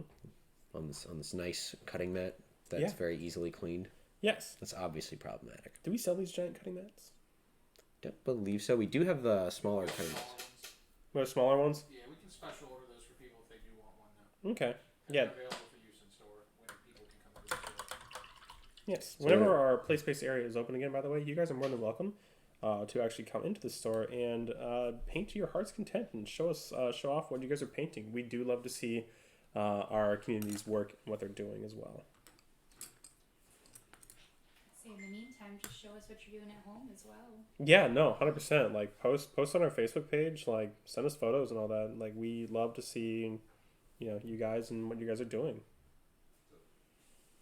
Got a comment here from Charles saying that you guys need the hobby handle or the GW model holder thing. We were actually talking about that not too long ago. They do come in a variety of assortment, or just a assortment of sizes. I would love to get one. I have just again been lazy. I actually have one. It's just at home. In a box somewhere. That I don't remember where to put. Which is obviously very helpful right now. Alright, come on.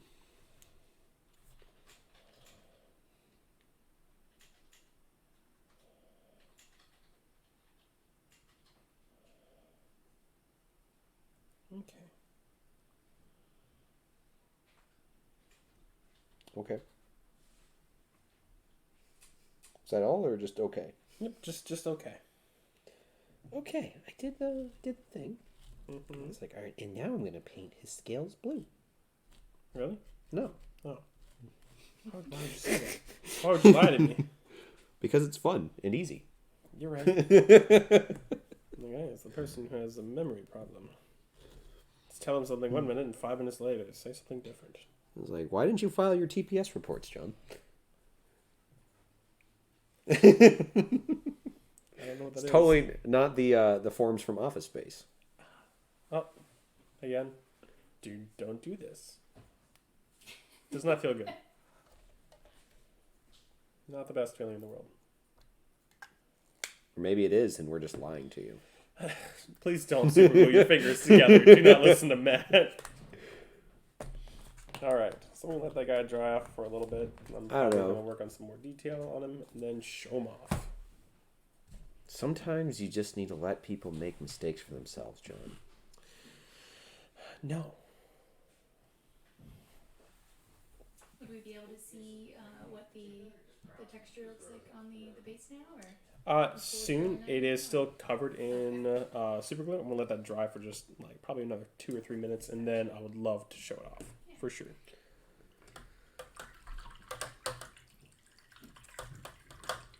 You guys really like that noise, right? That is great. So how's your guy coming along? What part are you working on right now? We're on the belly right now, so I've got Ah. a nice base coat going. I'm about to put a wash over it. Okay.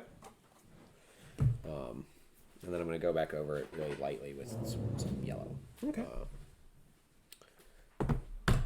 What wash do I want? I know which one I want. You want Agrax or shade? Yes, I do. Can I see actually a tiny bit of that earth shade real quick? Actually. I suppose I can share the thing that's yours. Thanks, man. Yeah. All right. Okay. Always make sure that your pot is closed before shaking it. Oh, God. Otherwise, you'll have a giant mess. And if you're at work, sometimes it's not you who cleans that up.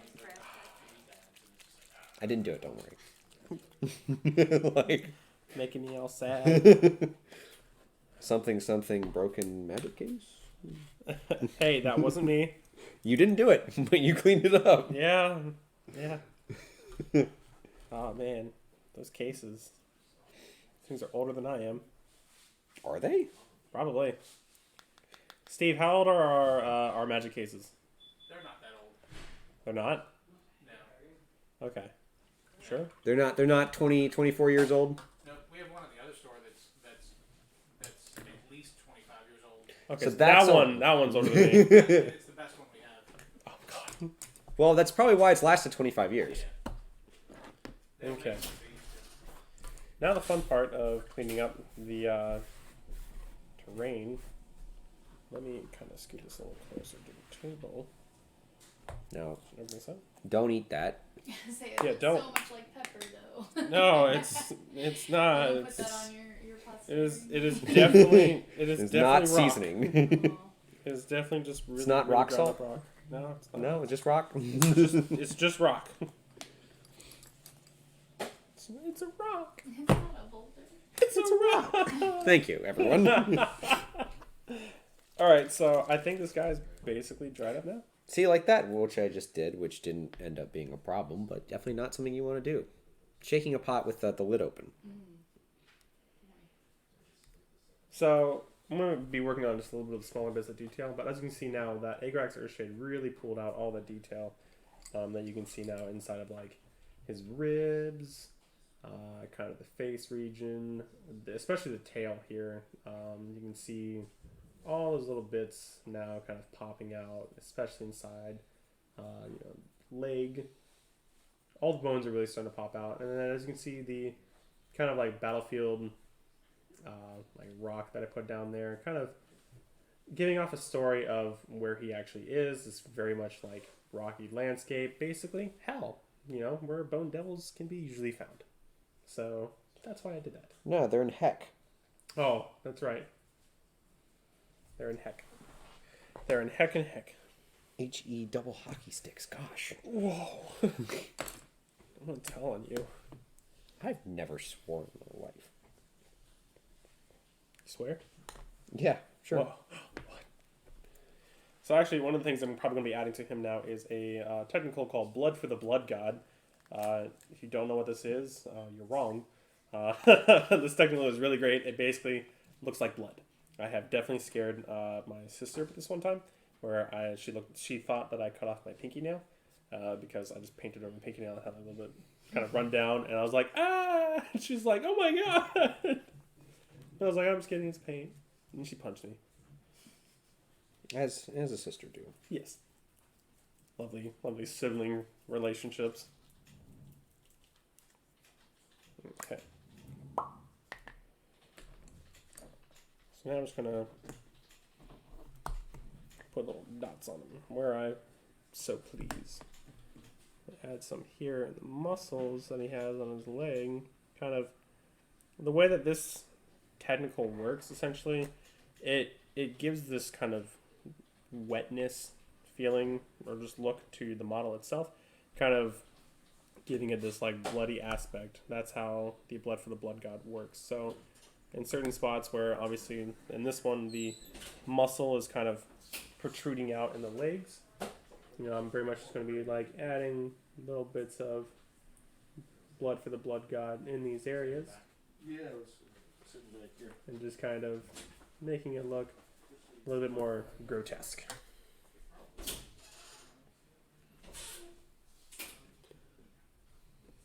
Okay, so I found a spot that I missed earlier when I was base coating, and I'm just going to use the paint that's still on my palette for that. Wet palettes. They're great. All right, where to go? There it is.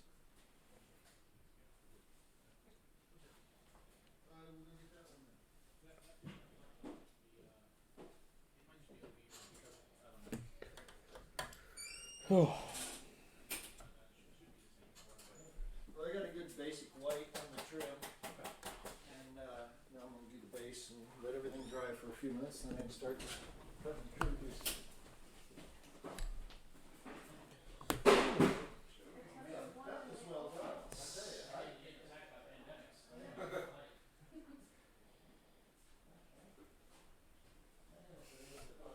Someone just get hit with pandemic board games. How ironic. Ironic, meaning it's composed of irons. Get out. Don't tell me what to do. You're not my dad. Okay, I'm not old enough to be your dad either. I had to make sure. I was like, oh, I turned 24 in a few days. that's pretty neat. Yeah. Wow. Neato. First of the dead. I'm just adding a little Agrax to kind of brown up the recesses on his back and scales. I am very much just adding blood all over him.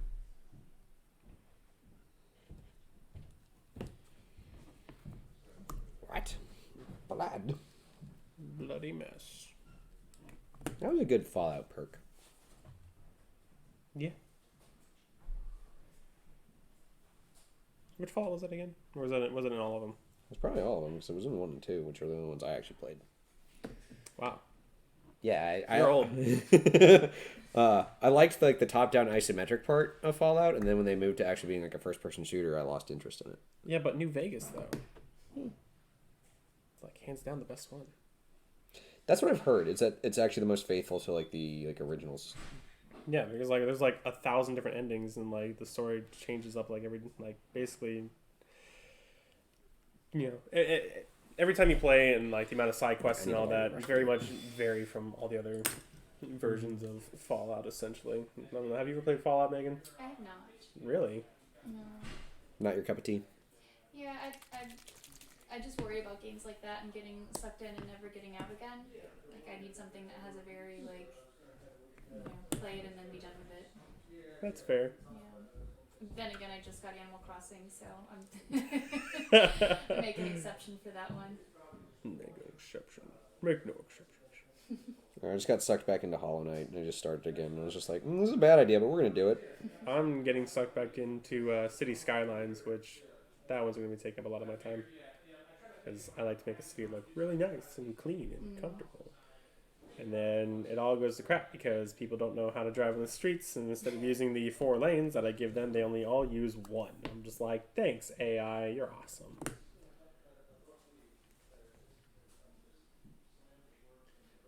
Okay, let's kind of pop in some more blood up here. A little bit. I'm going to see some on the rib cage a little bit.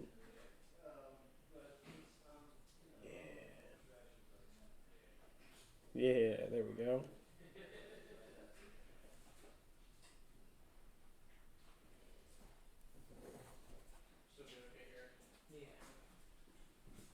He has been up a front by himself.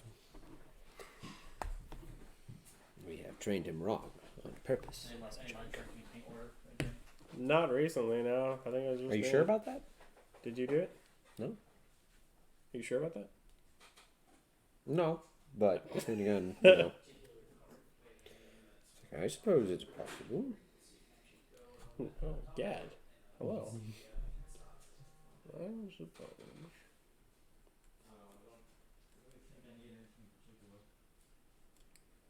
So there's a reason why Devlin Mud is referred to often as magic juice. And it's because it does a really wonderful thing. Oh, sorry, Agrax Earthshade. Its actual name now, not Devlin Mud. Yes, Nono is also known as Liquid Talent as well. They're both phenomenal things.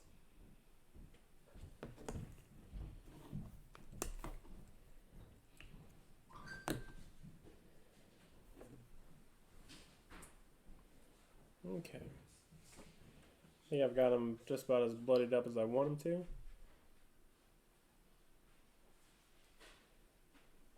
I might put some blood right there as if he's been walking in it. A little bit of blood right there. Some blood right here. I'm doing it. I'm doing it.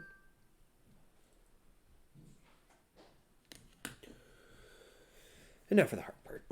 Let's go tinier. Alright. The last thing I'm going to do, detail-wise, I'm going to make the little horns that he has on his skull I'm seeing. I'm going to make those just a little bit darker, kind of have them pop out a little bit more. I'm just going to go back to the brown that I was using. And after that, I think I might call it quits on this guy. Say that he is good to go.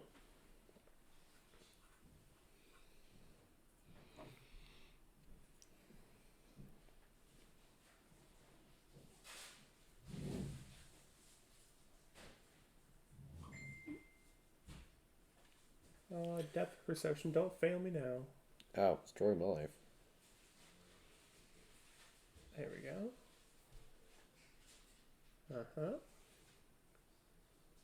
Whoever it was that commented earlier, do we use magnifying glasses? I wish I did. Right now. I very much did. Yeah, the light at this point is definitely a lot harder. Alright. Dot. Dot. Dot. Dot. Dot. And then just kind of get those right there. Yeah. I think that's good. So we got a comment from Joshua that says, Null oil is just liquid talent. Though those new Citadel contrasts make finishing minis a much faster process. Yes. No is very much referred to as liquid talent. It is very good. Both Agrax Earthshade and No Null are phenomenal ones to basically start out if you are getting into the Citadel paints. What do you think of the belly there? Close these up. Before you start moving around, make sure all your paints are closed. I have ruined many of pots before. So what do I think of the belly? Yeah, do you think I need to go a little bit brighter yellow, or do you think that like that kind of tone's good? Honestly, I think that tone is great. As you can see, I don't know how well you can see that in the actual screen itself. The belly, I don't know if that's being covered up by the weapon. Yeah, it's a little harder to make it. Let me see. Zoom in a little bit. Oh, yeah. That's the belly now. It's actually a really good color. I like how it's, contrasting and working well with the actual purple itself. I would say keep it as is and keep pressing on. What color were you thinking about doing his little belt right here? Oh, I have no idea. I haven't even thought that far ahead. Honestly, perhaps since it seems to be like this belt / kind of like skirt looking thing that we see going on here, maybe go for something a little bit more bronzy. Bronze, okay. I have very little experience with metallics. So Mostly woods, leathers, basically wood elf colors. Balthazar Gold is a good one. If not, I think I'm saying that correctly. If not that one, I know I have a bronze in here somewhere throughout all these paints. It's also good to have your stuff organized as well. Warp Block Bronze. There we go. Yep, this color right here. Okay, so this is the base coat for it. Now, you do have to be careful with metals when base coating, don't you? A little bit. Why? Because they're sparkly, and if you get sparkly bits on the Oh. part of the model, Yes. might be problematic, I think. But You can get sparkly bits on parts that you like. Obviously, like if you do get into a spot that like, oh no, like I didn't want his belly to have obviously like a metallic part on him, you can very much put the same layers on top of like that metal paint, and it will go away. For the most part, do just paint with metal paints a little bit more cautiously. That's the word. Thank you. So, I don't know. Probably just gonna hold off on the on doing the belts yet, and just work more on the skin tones for the rest of the model, because I just did like the top bit. Yeah.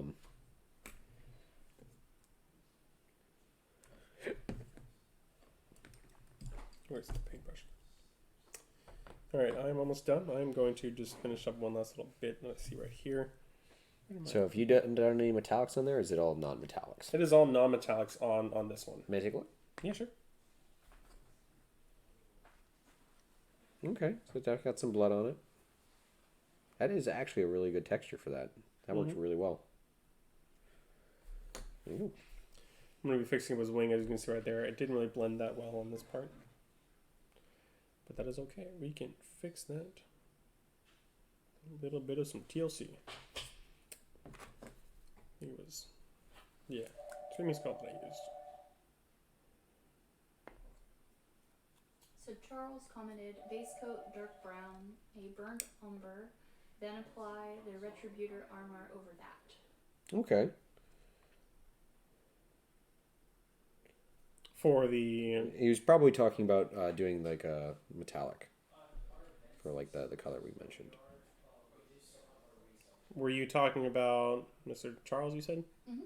Was he... Or were you talking about the alligator? Probably.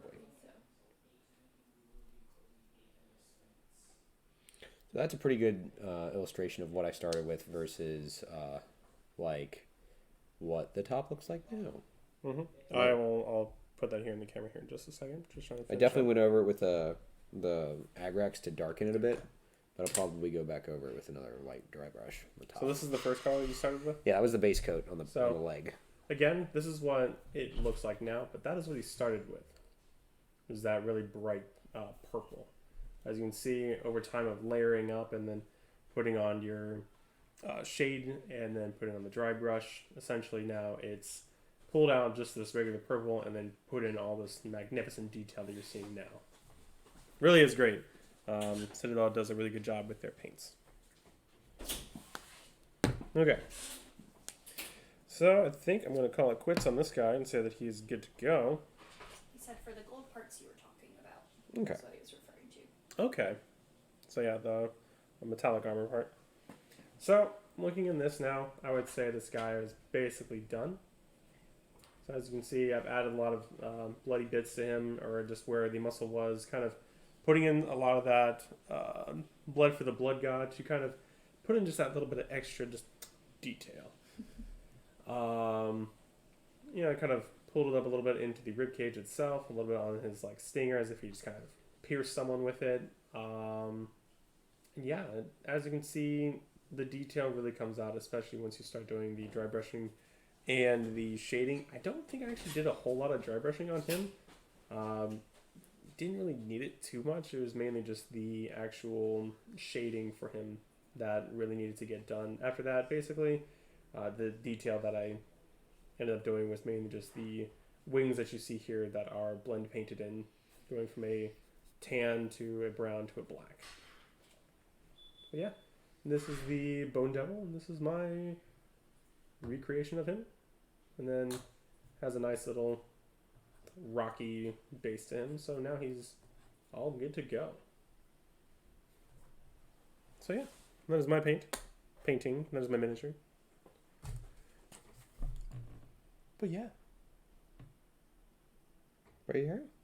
Yeah. Wowee! It's pretty cool. So maybe now is a good time to have any like wrap up questions, just because we've been at this for a hot minute. Yeah. So So basically, any like final questions, comments, Now is the opportunity to ask us. Yeah, we're coming up on it. Yeah, we've been going for about an hour and 56 minutes. So Okay. if you guys want to do like a little wrap up, Yeah. give them 5 minutes, see if anybody has any questions or Mhm. anything. Yeah. Sounds good. I'm going to start putting away these paints. So if you guys have any questions, by all means, ask away. If anyone here is watching the live stream, again, these things are phenomenal to get started into painting with. This is what I started painting with, actually. This is what I started painting with. This is another one that they made. Is the layer up. The core skills is the basic one. For, again, $39.99, you get 3 models, 2 paintbrushes, 11 paints, and a how-to guide to basically get started. It's a phenomenal thing. Really great deal. On top of that, also, if you don't feel like doing Reaper Bones, Citadel, or Games Workshop, that is, also makes these ones as well. And again, very soon, we will be handing out this one to someone who has commented their favorite paint line, essentially. With that said, though, questions, comments, concerns, ask away as I start cleaning up. Where is my box? I don't know. Is my box over there? Neat. No, I have Darth Maul over here. Hello? Oh. Oh, Here we are.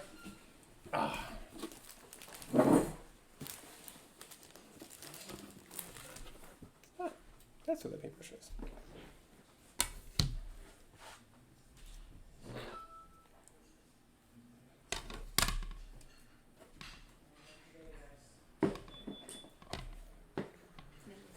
how we started, and then just moved to just saying it to them. Yeah, it's easier. Yeah. I'm just gonna write something really inappropriate, aren't you?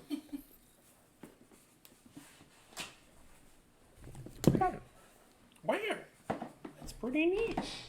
Neato. Wow. Just like that. You're right. Huh? What? Yeah.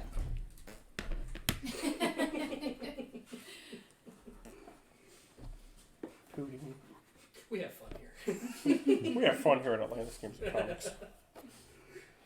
Or, at least I'm being told by my manager to let you guys know. We have fun here at Atlantis. It's fun is mandatory. Oh God, no, don't ever say those words to me ever again. Isn't that a Weird Al album? Mandatory fun. Probably a military thing that John's referring to. Mandatory fun. You're gonna have fun and you're gonna like it. You're gonna like the way you look. I guarantee it. No. No, please don't do it. No. No. Okay. No. Don't do it. No. There's little spirits in there. So, any comments, questions, concerns, anything popping up? Oh, nothing popping up. I'm gonna go ahead and figure out who wins the thing here real quick. All right. Yeah, so You want to announce it on the stream? Okay. Okay, perfect. I'll message the person too, but that way we kind of.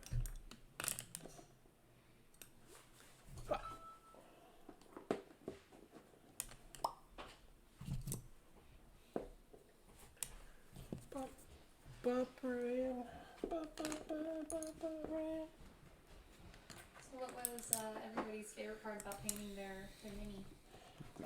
Definitely like the dry brushing. That's usually the case where you feel like you make it's like that or watching where you make the most actual progress. Oh, I'm smart and didn't throw away a bunch of my stuff.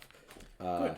Like dry brushing picks out detail really quickly, and it's very satisfying to see it. And same thing with like washing, where you see all the crevices get filled, and it starts looking more like an actual thing instead of like a piece of gray plastic. Mm-hmm. Yeah, I'm very much right there with you, Matt. Very much for me as well. You know, you can very much easily get disheartened while painting. You're like, oh, like this isn't like really how I want it to look. Like, model isn't coming out that well. And then, as long as you just kind of keep pressing forward with, you know, the idea that it is going to be looking good. After you start to like wash and dry brush, then you're really going to start getting more satisfied with how the actual model is coming together. Because that's where it starts to pull out all that awesome little detail that you don't really see when you're kind of base coating and layering. Got a question from Charles asking if we're planning on doing this again.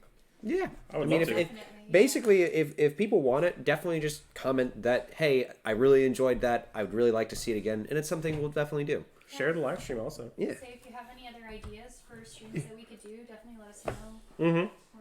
We're trying to figure out ways to stay engaged with you guys during all the social distancing. Day 2 of the quarantine. I've organized my Minecraft collection, which makes sense if you think about it. In my room, I'm playing Minecraft. And Tommy says, hi guys. Hi, Tommy. I'm assuming Hi, that's Tommy. probably Tommy fam.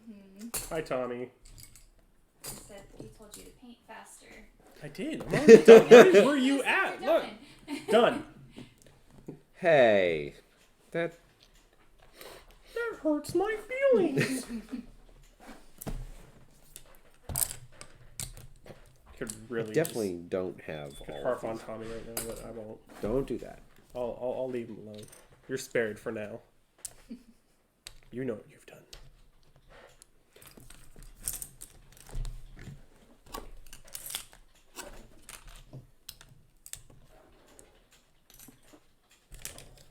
All right. Oh, that one. So do we doesn't know fit. who the winner is yet? Yep. Sean Anderson. Congratulations, you are the awesome winner of the Intercessors paint set. So whenever you get a chance, I don't know if we're going to be shipping this to you or if you can just come in and pick it up, but Message us. Yeah. okay. He can wait as long as he wants if he doesn't want to like come out. You know what I mean? Right now. Yeah, that's totally fair. But yes, Sean, what did you say again? Sean Anderson? Anderson. Congratulations. You won this little thing. Vanna White. Enjoy. Who? It's Vanna White. I was like, Who's that? you are so young. Wow. Everyone thinks I'm older than you, which makes me sad. I'm very much not. Like, wow, that really hurts my feelings. Alright, I think I'm gonna go ahead and end the stream. Alright. Well, It was fun. bye guys. Hope you guys had a good Goodbye. time.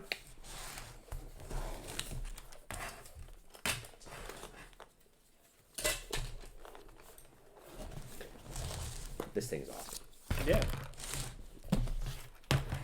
Whip, whip.